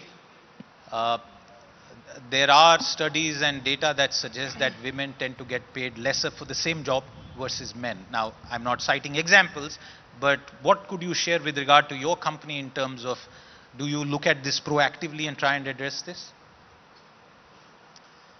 I think we do. We definitely want to be an equal opportunity employer, and we don't want a gender or any kind of biases, including locational bias sometimes, to come in the way of employment. And I think best person for the job is the policy that we follow. I think, having said that, typically women, are there biases where women are getting paid lesser for the same job? Probably yes. And like Zia said, these are due to years of conditioning and maybe women not negotiating enough. And but yeah, I think I always feel that negotiation is something women need to strengthen as a skill set. And I think maybe they don't care for it, probably. So I think sometimes it happens. Zia, do women lawyers get paid equally as men? Of course, they are Absolutely. underrepresented in the profession. Absolutely. No question. At least in our firm, and I think across most firms. Because don't forget, men or women, lawyers are generally bright. And so they know their worth. And if they don't feel they're getting their worth, they'll leave. And right now, the most important thing for any service provider is talent and retention. So it's so easy to walk across that you don't want to let people going for a few bucks. So, and I also think that it doesn't matter if you come from a wealthy family or not. Being compensated as you deserve is a matter of self-respect.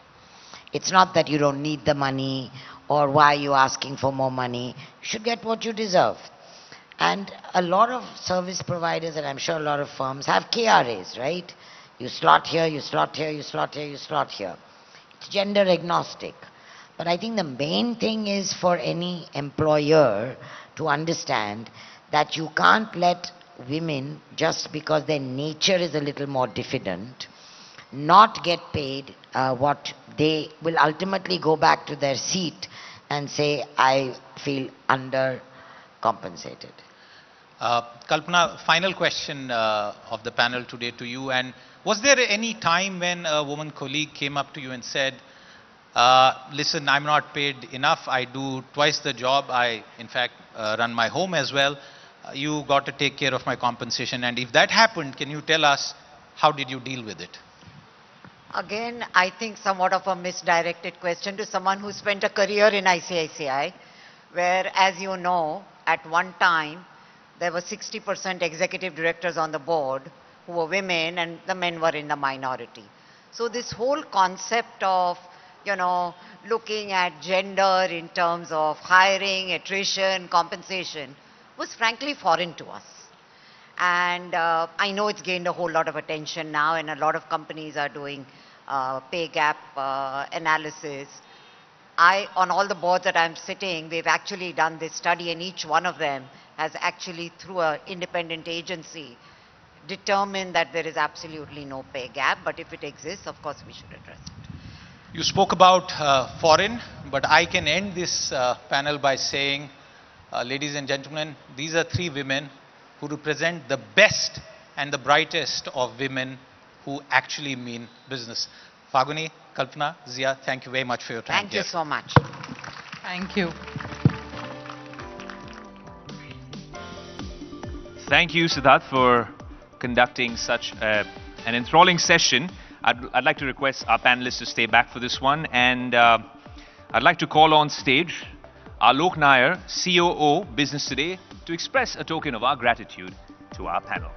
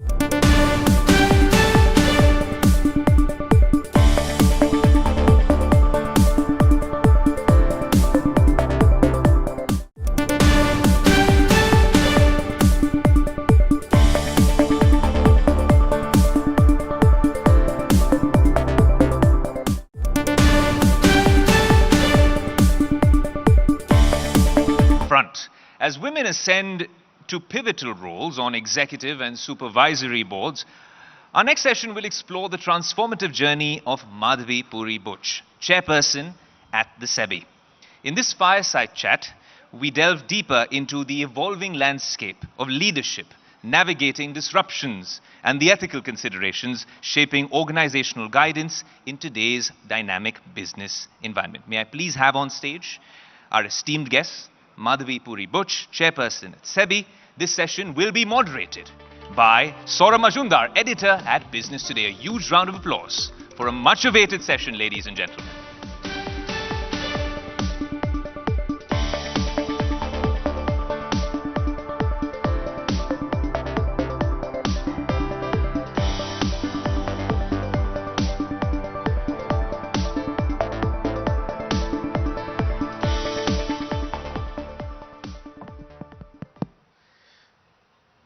It's indeed an absolute privilege and a delight to have with us Madhavi Puri Buch, the first ever chairperson of the Securities and Exchange Board of India. A big round of applause for that.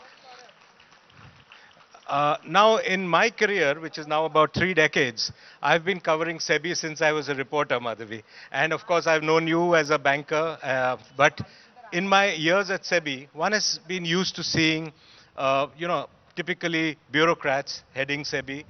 Perhaps the only other private sector person was Mr. G.N. Bajpai, who came from the Life Insurance Corporation. And thereafter, again, the tradition of bureaucrats followed. You have been an absolutely delightful exception now. And you are also, as I just said, you're the first woman chairperson. But other than that, you have made a number of changes already at SEBI, and the imprint is already visible. I'll come to all of that. But the more important part, when I wanted to start off with is how do you see, it's been about 2 years now at SEBI, close to 2 years. I would like you to tell me how you see your stint of the last 2 years at India's market regulator. Thank you. It's a pleasure to be here and share some of my thoughts. I think the most important thing in respect of my position as chair of SEBI is that I had the benefit of being a part of SEBI at the one level lower, so as the whole-time member. I think the learnings, and as somebody called it, my house training, happened during that 4.5 years. And it was also said to me at that time as my appointment as whole-time member that, listen, we want you to get house trained, but not so house trained that the purpose of bringing a private sector person in gets defeated. So that balance between having and bringing and creating a culture that was the best of both worlds, of bringing the public accountability as well as the spirit of the private sector and the entrepreneurial spirit. I think that was the mandate given to me. And it was a big privilege to get that. And I think that's the balance that I have tried my hardest to sort of maintain. In a sense, it's not hard, because when you've been in the markets for 2 decades and you understand and know sort of that entire domain like the back of your hand, and then you've been a part of the regulator and the system and the ecosystem for well on to almost 5 years, it's not that hard.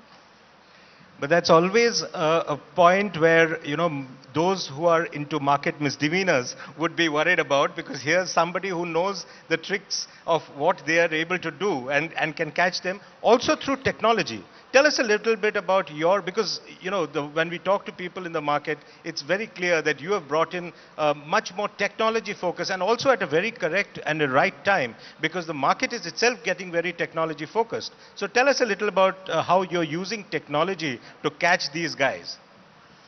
So I think the repercussion or the impact of my understanding the market is twofold.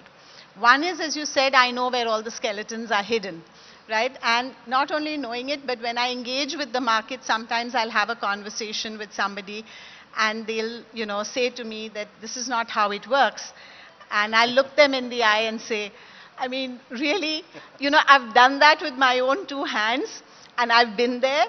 So let's just not go there in terms of being in denial of what actually happens in the market.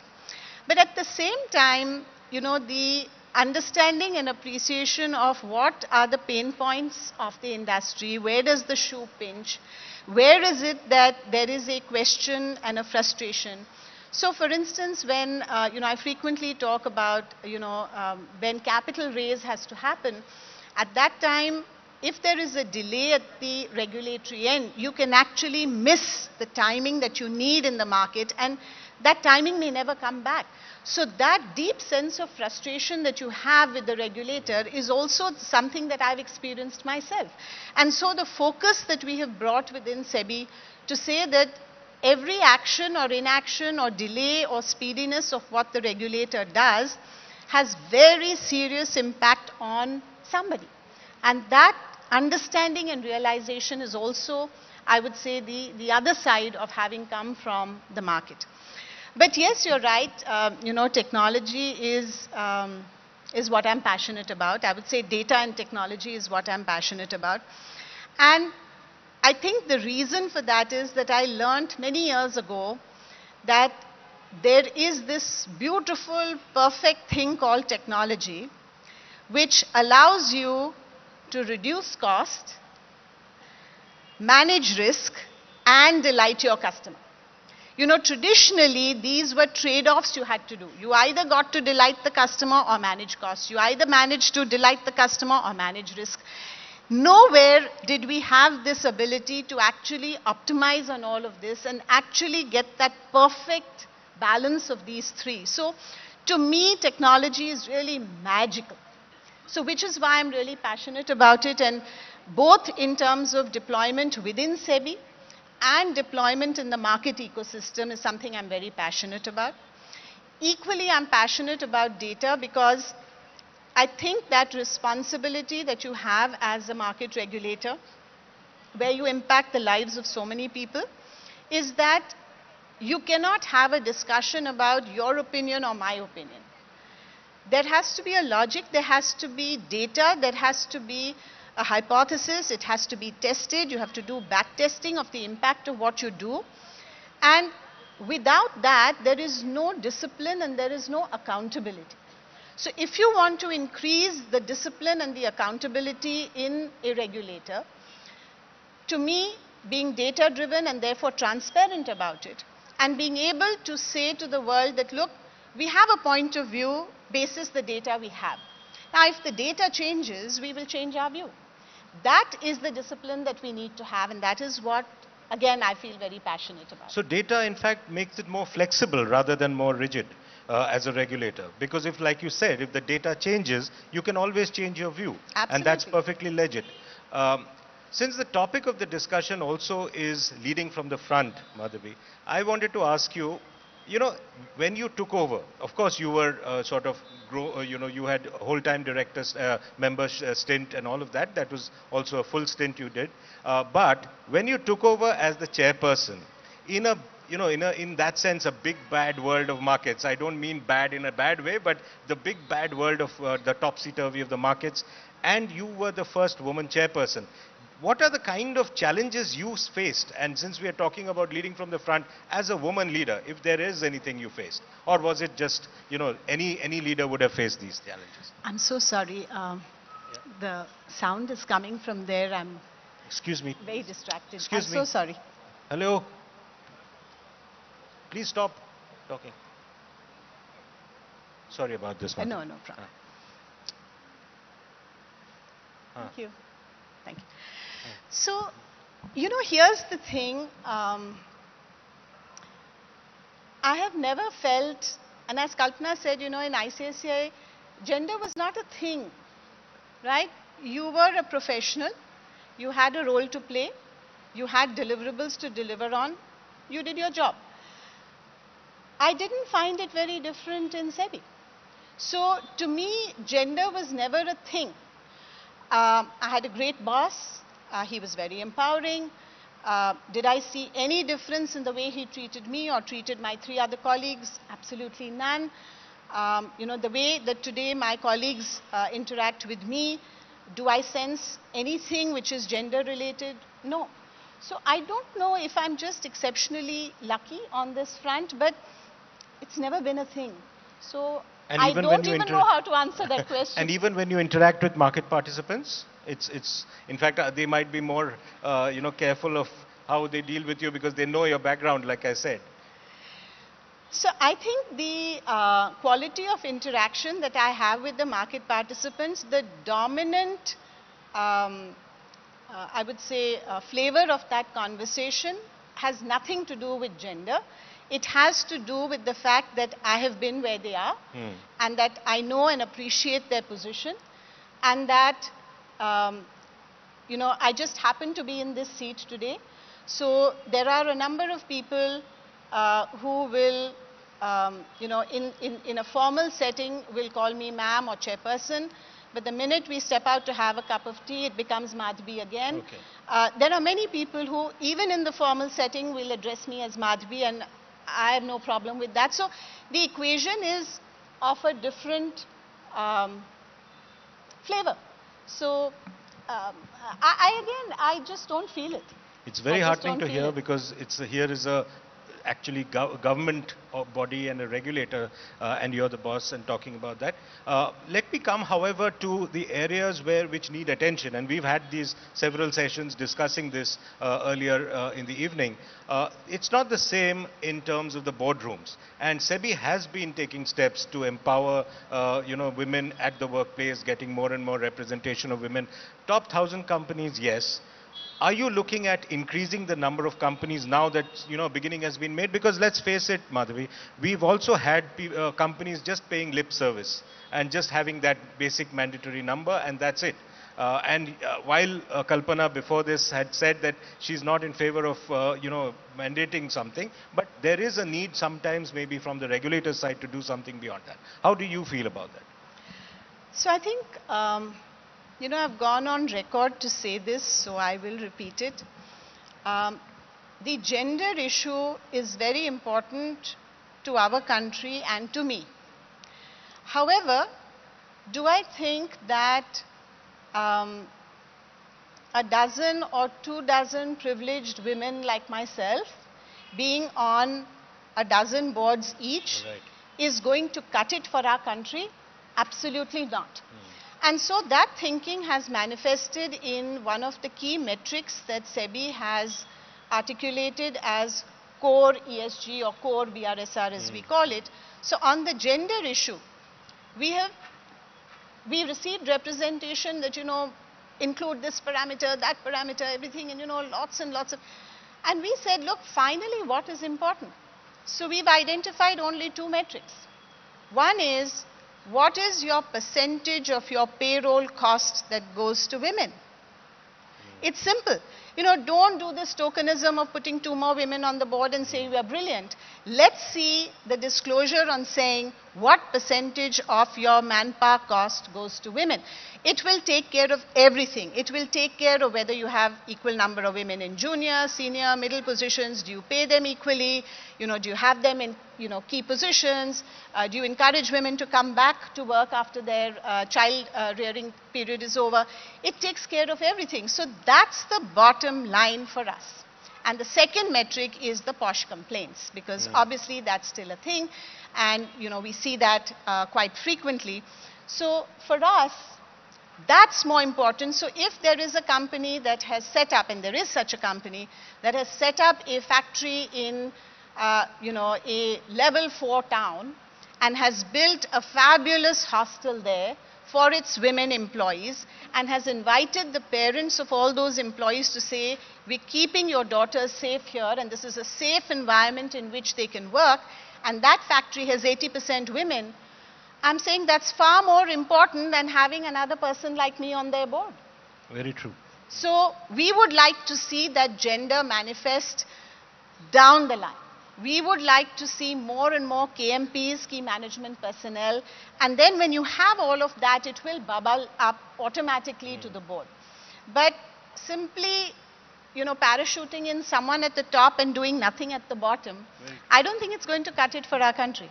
So BRSR core is one big area where you think that can be achieved. Let me come to the broader market also, Madhavi. At SEBI, the Indian market is now celebrated across the world as very stable, and create a lot of capital raising is happening. IPOs are booming. How do you see the standards of governance? You've been in the business for a long time, even outside SEBI. What do you see as the improvements or the areas of concern? So I think that governance goes to trust. And I think that the fundamental approach that SEBI takes to fostering that trust is disclosure. So our view is that SEBI should really not be interfering in what a company does or does not do. It only asks for 2 things on behalf of the investor, right? Because the investors are diffused, they do not have bargaining power, the regulators representing the investors, and we ask for only 2 things. The first is disclosure, which is to say that in the following things, these things are important for an investor to make an informed decision, and you must disclose this. After that, the investor will vote with his feet, vote with his wallet. Either he will buy you and your price will go up, or he will sell you and your price will go down. And the second thing in terms of governance is the stipulation in terms of what kind of transactions require what kind of approvals. Now, in our view, largely speaking, for most decisions that a company takes or a board takes, there is a very high level of alignment between the promoter and the dominant shareholders and the minority shareholders. So there's no problem there at all because their interests are aligned and what is good for the goose is good for the gander. The only place where there can be potentially a divergence in terms of the interest is where there are related party transactions. Because the promoter may benefit from a particular kind of transaction because it is with a related party, and it may not be in the interest of the minority shareholders for that transaction to go through.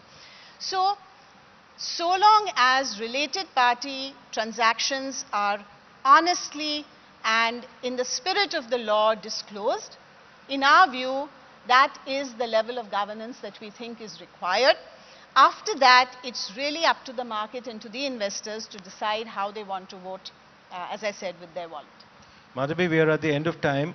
Just wanted one last question to be asked, which is, you've now completed 2 years.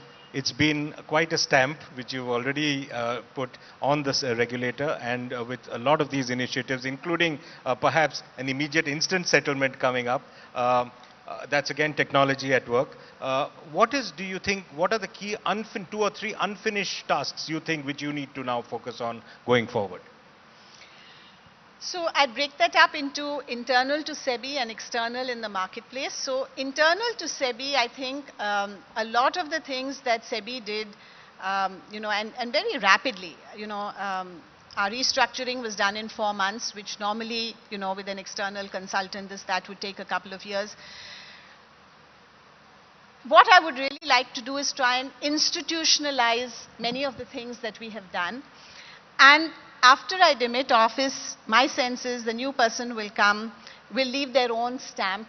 If even 60-65% of what has been created over the last few years stays and gets institutionalized and cemented further, I would be delighted. So my effort going forward in the next year or so will really be to institutionalize the changes that we've brought about. In the external marketplace, I think the most important piece that I would like to see happening is greater financial inclusion. And a simple example of that is a conversation that I had with some of our mutual funds, for instance, because that's a great product for financial inclusion. And right now, I asked them, I said, the 500 rupees per month SIP, is it viable for you? And they said yes. And I said, well, what will it take to make it 100 rupees? And he said, almost all of them said, not possible. It's just not possible. I said, okay, I'll settle for 250 rupees. So now we are working with them to see where is that cost, what can SEBI do to facilitate making it possible to bring that viability down to 250 rupees a month, because then it is the equivalent of what Hindustan Lever did with shampoo sachets. You just explode the market and you just grow the market, and the kind of financial inclusion it brings, and equally importantly, the strength it gives to our markets. So I'll just take a minute to describe what has happened in the recent, I would say, 1 year or so. As many of you know that, globally, money became expensive. Fed was tightening, liquidity became tight. And so foreign money, investment money, left our shores. Unlike other emerging markets, our markets were still resilient. Why was that? That was because retail money came in to fill that vacuum, both direct investments by retail investors as well as through our mutual funds. Now what happened, because the markets remained resilient, is that our share in the global indices went up. The people who left India started underperforming their benchmark index because we were roaring thanks to domestic demand, and they had left, so they were missing out on the Indian returns. And very soon they actually came back because they could not afford to miss out on the Indian returns. So in effect, the benefit of our domestic flows and the retail flows had a double impact. The impact of their coming in and the impact of the foreign money returning because they couldn't afford to miss the Indian story. So I think that's the strength of India. And if I can, in the next year or so that I have, if I can somehow make that viable and to make that 500 rupees into 250. I think that would lay the foundation for the next many years for future growth and further resilience of the market. More power to you, Madhavi Puri Buch, a trailblazer, ladies and gentlemen, the SEBI chairperson, Madhavi. A big round of applause. Thank you.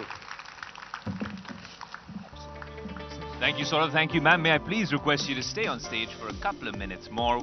What a fascinating, insightful session, only at the Business Today Most Powerful Women in Business Awards.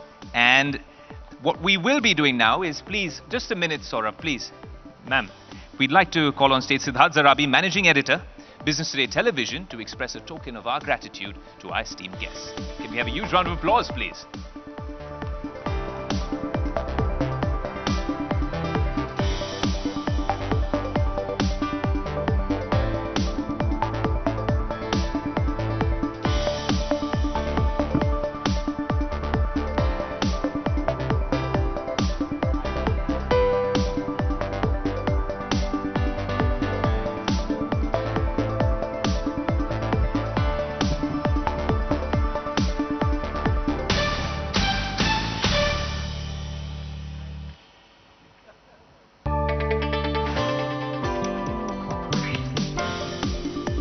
Thank you so much, Ms. Butch and gentlemen. Now this is the part of the evening that we've all been waiting for with bated breath. So strap on your seatbelts, because the Business Today Most Powerful Women in Business issue, launched in the year 2003, has established itself as a powerful legacy of highlighting and celebrating the achievements of extraordinary women leaders across diverse industries. Today, we are honored to unveil the latest edition of the Business Today Most Powerful Women magazine issue, which showcases the inspiring stories of the leading women who have made it to the coveted list this year. I'd like to call on stage Madhavi Puri Buch, Chairperson SEBI, Kali Puri, Vice Chairperson India Today Group, and Saurav Majumdar, Editor at Business Today. Can we have a huge round of applause? This is the real MVP of the show.